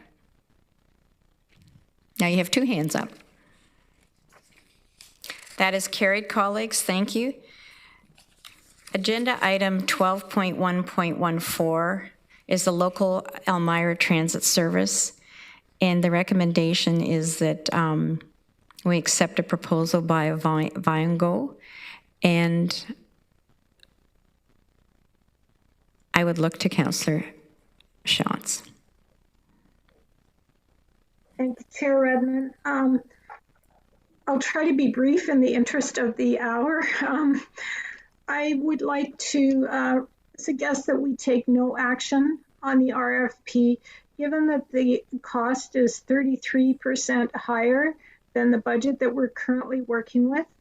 And while the quantum of the dollars seems low in our budget experience, in the municipality, $40,000 represents 0.3 to 0.4% on our levy, which is fairly significant these days. So I would suggest we take no action on the RFP, that we continue the pilot project for another year until August 2023. And in time, we assess the pilot and review what models we could have for around town transit in the smaller municipalities. One of the main issues with the RFP was that the short time frame, the 1 year plus 9 months, the smaller corporations could not recoup the cost of a new vehicle. And also the new vehicle that was required, there were supply chain issues that it would take 18 months to even get the vehicle required. So I think there are a few issues with it, and so I propose that we take no action on it and continue the pilot until we have a chance to review around town transit in our small municipalities. So Councillor Shantz, do you have a date certain for, I get the take no action and extend the bus service. Do you have a date or a point in time? Let's go for a year till August 31st, 2023. Sorry, could you say that again? For a year till August 31st, 2023. Thank you. I can be flexible on that, but that would be what I'd put in. Okay, so the motion is that we take no action and continue the pilot project for another year till August 31st, 2023, correct? Yes. Thank you. Do I have a seconder? Moved by Councillor McGarry. Any further comments or questions? So please use your icons to vote in favor or against this.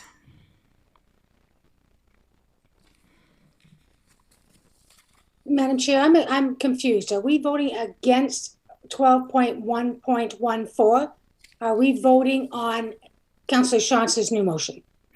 We are voting on 12.1.14 to take no action. But the recommendation for 12.1, so we're voting no for what, 12.1.14. We're not voting yes for it unless you want to go ahead with the RFP. Exactly. Now I'm clear. Thank you. That is carried, colleagues. Next is committee reports. All summaries are attached to the agenda with the exception of the closed summary. We didn't have anything from. Okay. Madam. Yes, Councillor Foxton? Thank you. I just wanted to clarify. So everybody, most of the people, including Mayor Shantz, voted yes for 12.1.4, which means they accepted the RFP. No, we were voting on taking no action on accepting the I would have voted for RFP. yes. I would have voted yes, take no action. Thank you. So we are voting on, we're doing the summaries.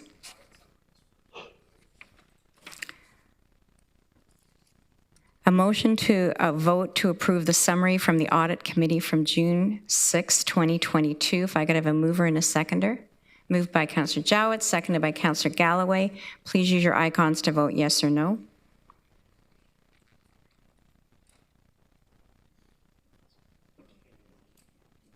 Thank you. The next agenda item is Administration and Finance Summary, June 7th, 2022. And to note that the effective date was incorrect on one of the recommendations, and it has been amended to read July 1st, 2022. If I could have a mover, moved by Councillor Jowett, seconded by Councillor Armstrong. Please use your icons to vote yes or no. That's carried. The next agenda item is the Community Services Summary, again from June 7th, 2022. I need a mover and a seconder. This is, it starts at 12.2.4. And it's Planning and Works. Moved by Councillor Kiefer, seconded by Councillor Lorentz. Please use your icons to vote yes or no. Councillor Erb, are you voting with your hand or do you, oh, okay.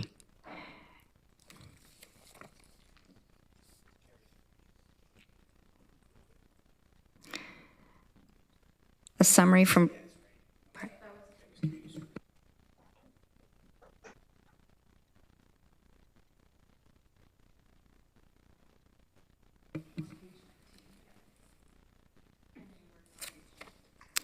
now we are voting on the summary of Planning and Works meeting June 7th, 2022. If I could have a mover and a seconder. Moved by Councillor Galloway, seconded by Councillor Erb. Please use your icons to vote yes or no.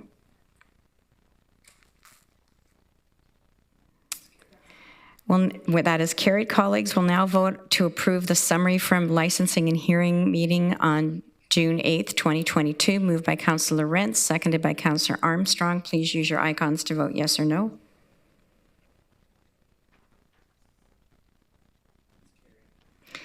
The next motion is the closed A&F summary, June 7th, 2022. If I could have a mover and a seconder. Moved by Councillor Lorentz, seconded by Councillor Erb. Please use your icons to vote yes or no.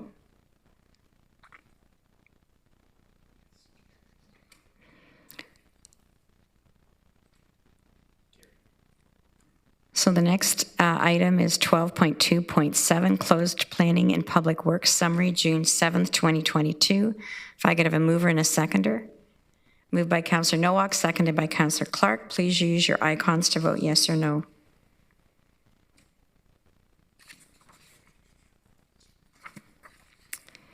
Next agenda item is 12.2.8, and it's the closed council summary, June 22nd, 2022.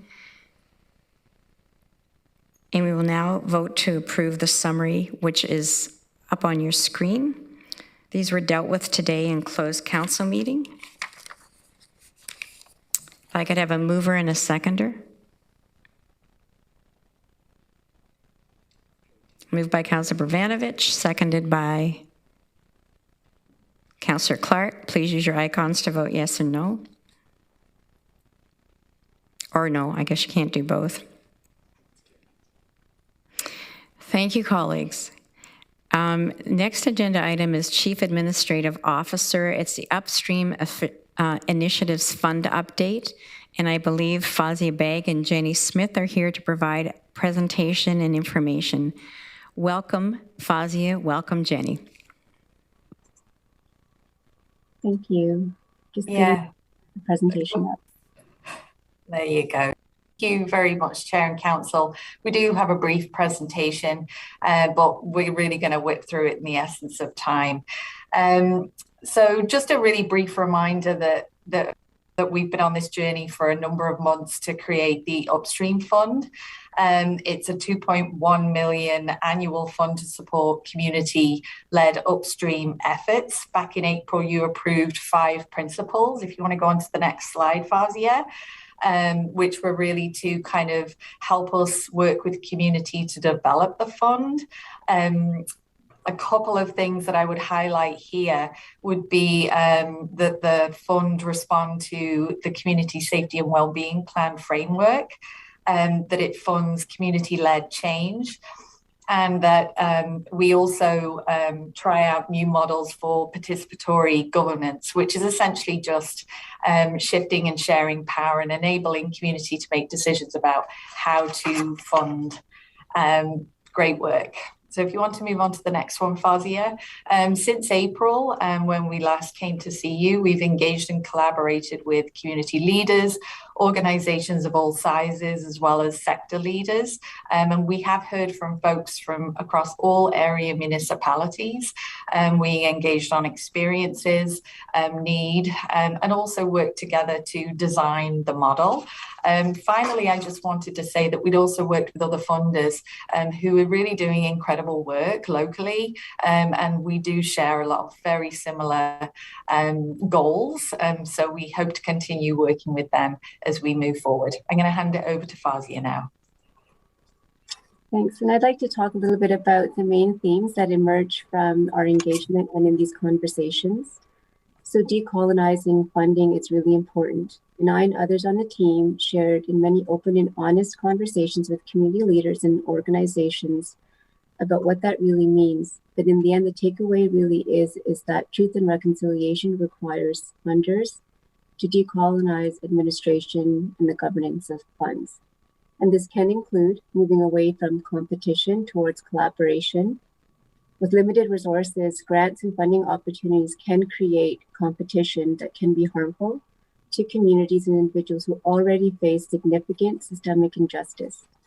During the community conversations, the philosophy of the dish with one spoon came up.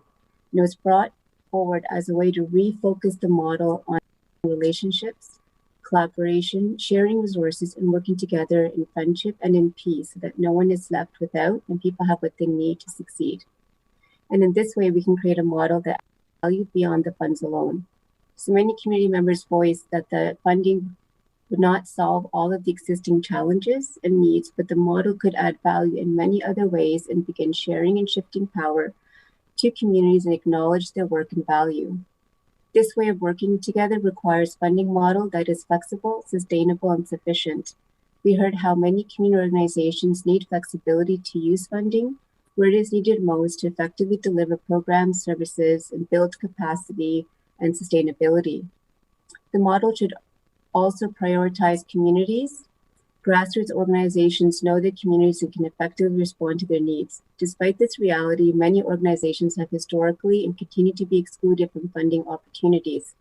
The new model will prioritize these community organizations and will include groups and organizations led by First Nation, Métis and Inuit communities, African, Caribbean, Black identifying communities, communities that face exclusion based on attitudinal, historic, social, environmental barriers, based on age, ethnicity, disability, economic status, gender, nationality, race, sexual orientation,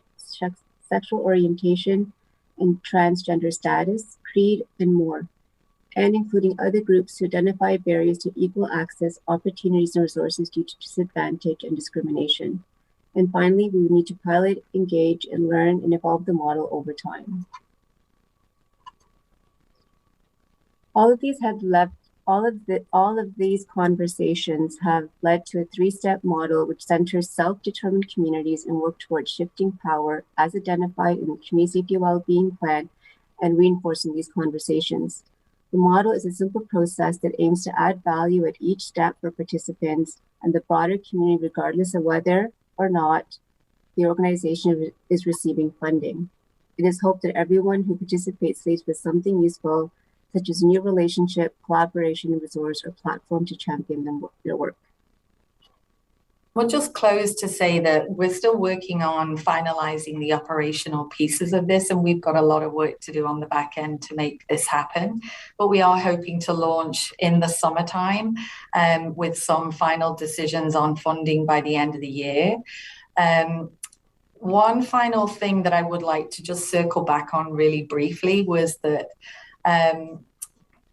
back in April, Council asked us to explore if this model could be a platform to action the remaining elements of a motion you passed back in January 2021 around upstream initiatives, and it was part of budget. And if you remember, that motion focused on creating community-led conversations around the upstream initiatives required across the region. And we just wanted to circle back and let you know that we believe that this will serve that purpose. And we'd like to come back in August to give you more details of how that will happen, and also how any of the remaining funding that was attached to that motion could support the implementation of this work. And with that, we'll close and be open for questions. Thank you. Thank you, Jenny and Fawzia, not only for your great work, but for how engaged you have been and how engaging with the community. It's great to see. Councillor Galloway. Thank you, Madam Chair. Yeah, I'm very, as the proponent of both of those recommendations, I'm very pleased to see the framework that's been put together.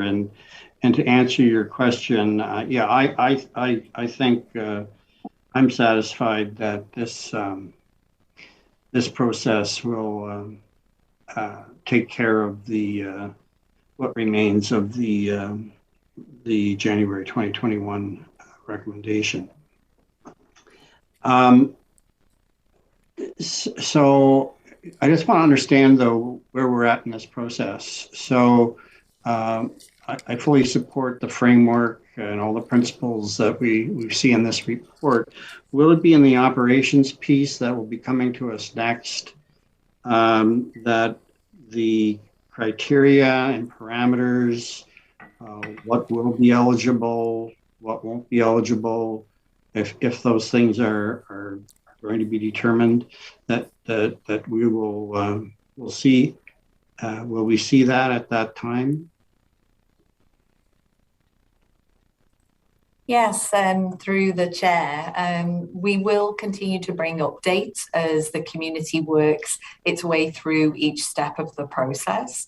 And we will be coming forward with more information about kind of how the operations will work for sure as well. I don't know if Fawzia, you'd like to say anything else.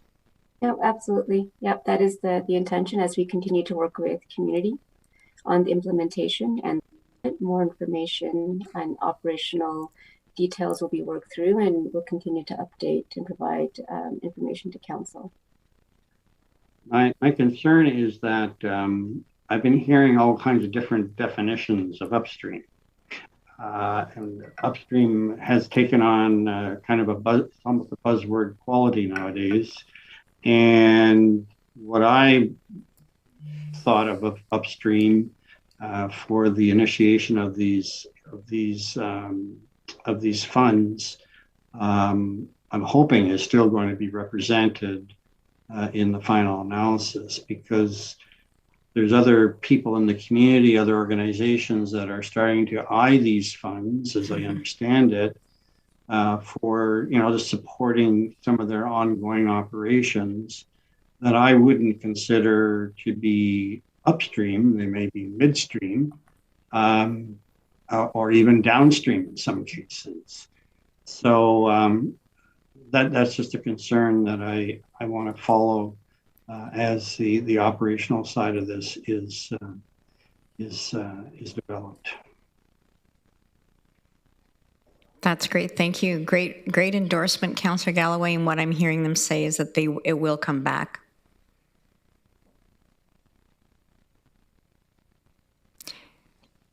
Councillor Clark. Thanks, Chairman.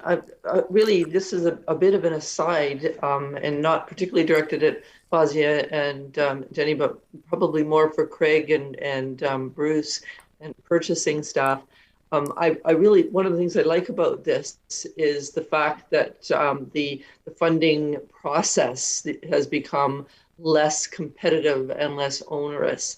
And I would just like to remind staff that from time to time, we do RFPs for not-for-profits, and I'm thinking particularly about affordable housing RFPs. And we have heard repeatedly from the smaller not-for-profits that the process that is a competitive one, a very onerous one, that looks like the same process we use when we are tendering road contracts is really a barrier for some of the smaller newer not-for-profits to participate in. So I hope we can take some learnings from this and perhaps extend it a little bit more broadly in order to others that we may want to have funding requests from and may need to tweak our process a little bit. I know you were directing that both at Bruce and Craig, but I'm just wondering, Fozzie and Jenny are sitting there nodding their heads. Do either of you want to provide some kind of insight or response to Councillor Clark's concern?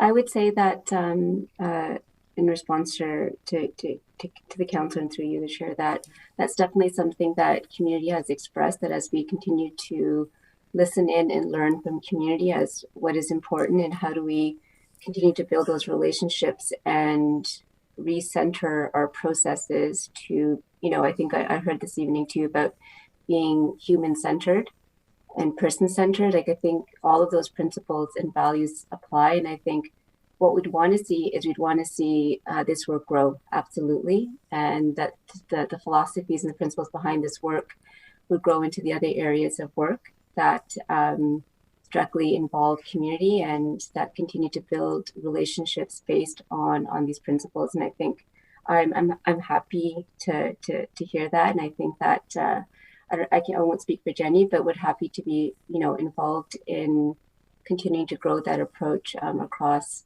different initiatives and portfolios within the region. Thank you. Thank you. Councillor McGarry. Thank you, Madam Chair. And through you, I think my first read over this seems bureaucratic. From what I remember about upstream initiatives, but in, I guess, having to develop a framework and a term of reference, that would be, I guess, expected. But having worked alongside, Councillor Galloway for as many years as I did, doing some upstream work in my former role on the former Crime Prevention Council, and also recognizing the importance of prevention in the work that I've done in this community over literally a full career as a nurse. I'm hoping the prevention piece of upstream isn't lost, and that perhaps the organizations that may be applying for this funding and allocate funds as a working group, as you've identified here, don't lose sight. I think I echo Councillor Galloway's concern that upstream is upstream. That means prevention versus downstream approach, or anybody else using this as a buzzword. I think a proper definition of what that means helps, whether it's the root causes, as we've sometimes identified them, like the root causes of homelessness or the root causes of mental health or the root cause of addiction. I'm just hoping that it's simplified enough that those community groups that aren't in this bureaucracy can really see what this means, so that in this community in Waterloo region, who has provided so much direction, and as a matter of fact has been a model of identifying and collaboratively working on root causes to prevent issues later in life, really understand what that means. So just, I guess, a note of caution from myself. It wasn't incredibly clear to me that this particular framework identified the definition of what I think is upstream. So, happy to discuss at some point, but thank you very much for doing the work that you've done so far. Thank you, Councillor Foxton. Thank you, Madam Chair, through you. Ladies, you did a great job, but I have to agree with Tom and Catherine. The word upstream is being thrown out a lot lately. For an example, I was past chair of TAPMO. I'm still on the TAPMO board, and they use upstream as a lobbyist group for going to the province. The province now sends out information on that through upstream. So what we do is when we've got a group like this, like yourselves, we pick catchwords, crime prevention, safety, and then we create a sentence, what's it called? An initial outline sentence that describes what the intent of the organization is. So it's very clear. So you don't have problems like Tom was saying of other groups wanting the funding because they think it falls under that parameter. So just a suggestion, you're doing a great job. You're on the right track. Fozzie, I don't know who you were trying to shush, but it was really cute. Thank you. Thank you very much. I see no further interventions. This is great work, and we will continue to look for updates. Next agenda item is Regional Chair. I have nothing. Regional Clerk. We have Waterloo Regional Heritage Foundation appointments, and there are 5 names to be added to the Heritage Foundation board. And I'm sure this wants to be moved by Councillor Clark. Councillor Clark and I sit on the foundation, the Heritage Foundation board, and I have to tell you, it's a great group. Could I have somebody second the names? Seconded by Councillor Jaworski. Please use your icons to vote yes or no. That is carried, colleagues. Under other matters under the Committee of the Whole is Public Art in the Region of Waterloo International Airport. And I believe Rod Regier is here, as well as Helen Chamiri Russell. So welcome, Rod and Helen. Thank you very much, Chair Redmond. And we've got a pretty exciting project here with underway with the airport, and Helen will walk us through the details. Thanks very much, Rod. So we obviously have built a brand new extension to the airport. This is going to be a gateway for people coming into the region. It's going to be the last impression they have as they leave the region. It's a great opportunity to showcase some of who we are and what we do. We worked with the Public Art Advisory Committee to try to find the best way to get art into the airport, and understanding that through COVID, many artists didn't have the opportunity to be able to showcase their work. So they would have created artwork potentially for exhibits that never happened. So we decided, or they recommended, sorry, that we put a call out for existing work within the region. And a selection panel was brought together, and they've recommended 6 pieces to go up around the airport. So these are going to be on temporary loan. This was the fastest way to get art into the airport. It will depend on which piece in the negotiation that we're going to have with the artists. They may have plans for some of their pieces coming up, but it'll be a minimum of 12 months and a maximum of 24.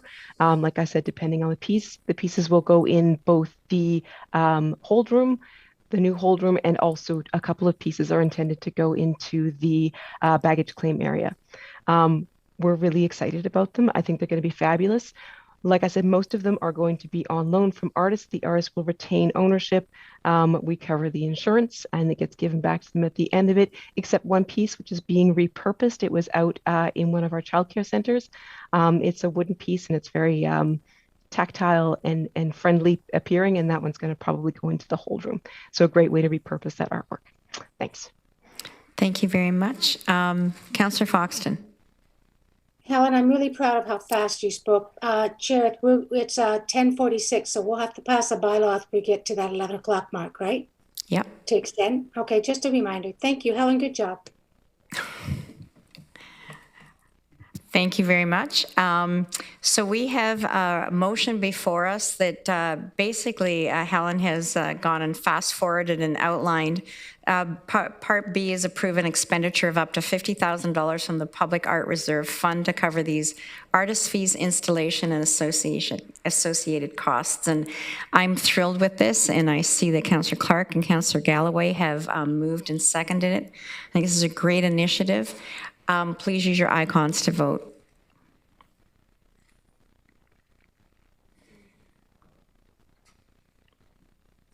That is carried. Next agenda item is authorization to expropriate lands at 2322 Snyder's Road East, Township of Wilmot. Jeff Schelling and Steve Vandekeer are available if there are any questions, as well as John Arsenault. Do you want to speak to this at all, Jeff, or are you just here to answer questions? I'm happy to answer any questions, Madam Chair. Thank you. So, colleagues, there is a motion before us. It has points A through F, and if I have no questions, I would entertain a mover and a seconder for this. Moved by Councillor Clark, seconded by Councillor Jowett. Please use your icons to vote yes or no. That is carried, colleagues. Next agenda item is the extension of an agreement with the City of Waterloo regarding the use of the Waterloo parking structure. And again, we have Craig here to introduce the report, and Fiona and Ellen McGahey. If there are further information or any really hard questions, go to Jeff. Craig, do you want to introduce this? Just to say, Madam Chair, that I'm available for questions as well. Okay, this is to enter into an amending agreement. Councillor Jaworski. Happy to move. Happy to have you move. Do I have a seconder? Seconded by Councillor Nowak. Please use your icons to vote. That is carried. Colleagues, a motion for the Committee of the Whole to rise and Council to resume. If I could have a move by Councillor Kiefer, seconded by Councillor McGarry. Please use your icons to vote. A motion now to adopt the proceedings of the Committee of the Whole. Moved by Councillor Shantz, seconded by Councillor McGarry. Please use your icons to vote yes or no.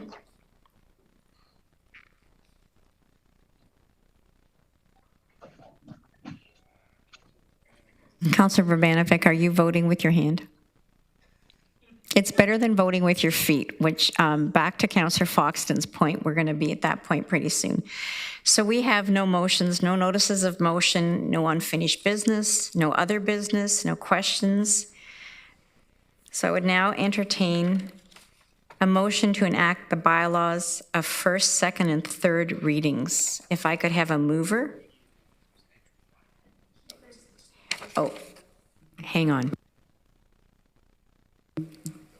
Okay, colleagues, before I take that motion, I do want to point out that there is an extra bylaw. Originally, there were 8, and now there are 9. One was added.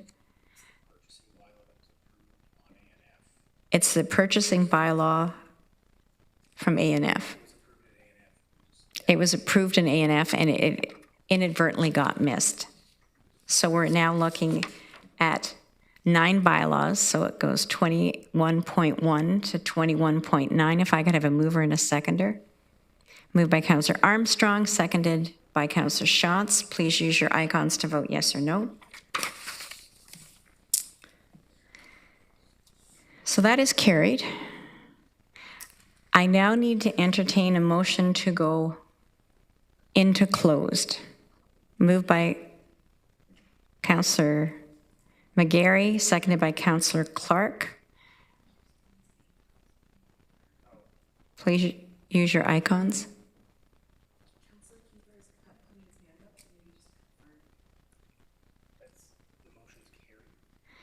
The motion is carried, and now we need Councillor Kiefer, did you have your hand up about something, or were you voting with your hand?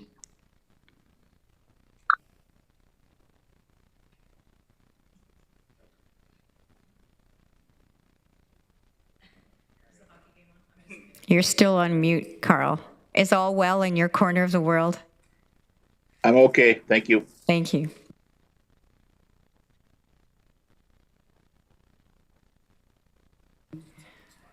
So because Councillor Foxton was so attentive, could I have a motion to extend? We could do it in open or close. Moved by Councillor Rabanovich, seconded by Councillor Jowett. Please use your icons to vote yes or no. And I'm going to note if anyone votes no. We have 2/3. Thank you, colleagues. I now need a motion to adjourn if I could have a mover and a seconder. Moved by Councillor Kiefer, seconded by Councillor Schatz. Please use your icons to vote yes or no. And just to point out, don't anyone get really excited because we are going back into closed. That is carried, colleagues.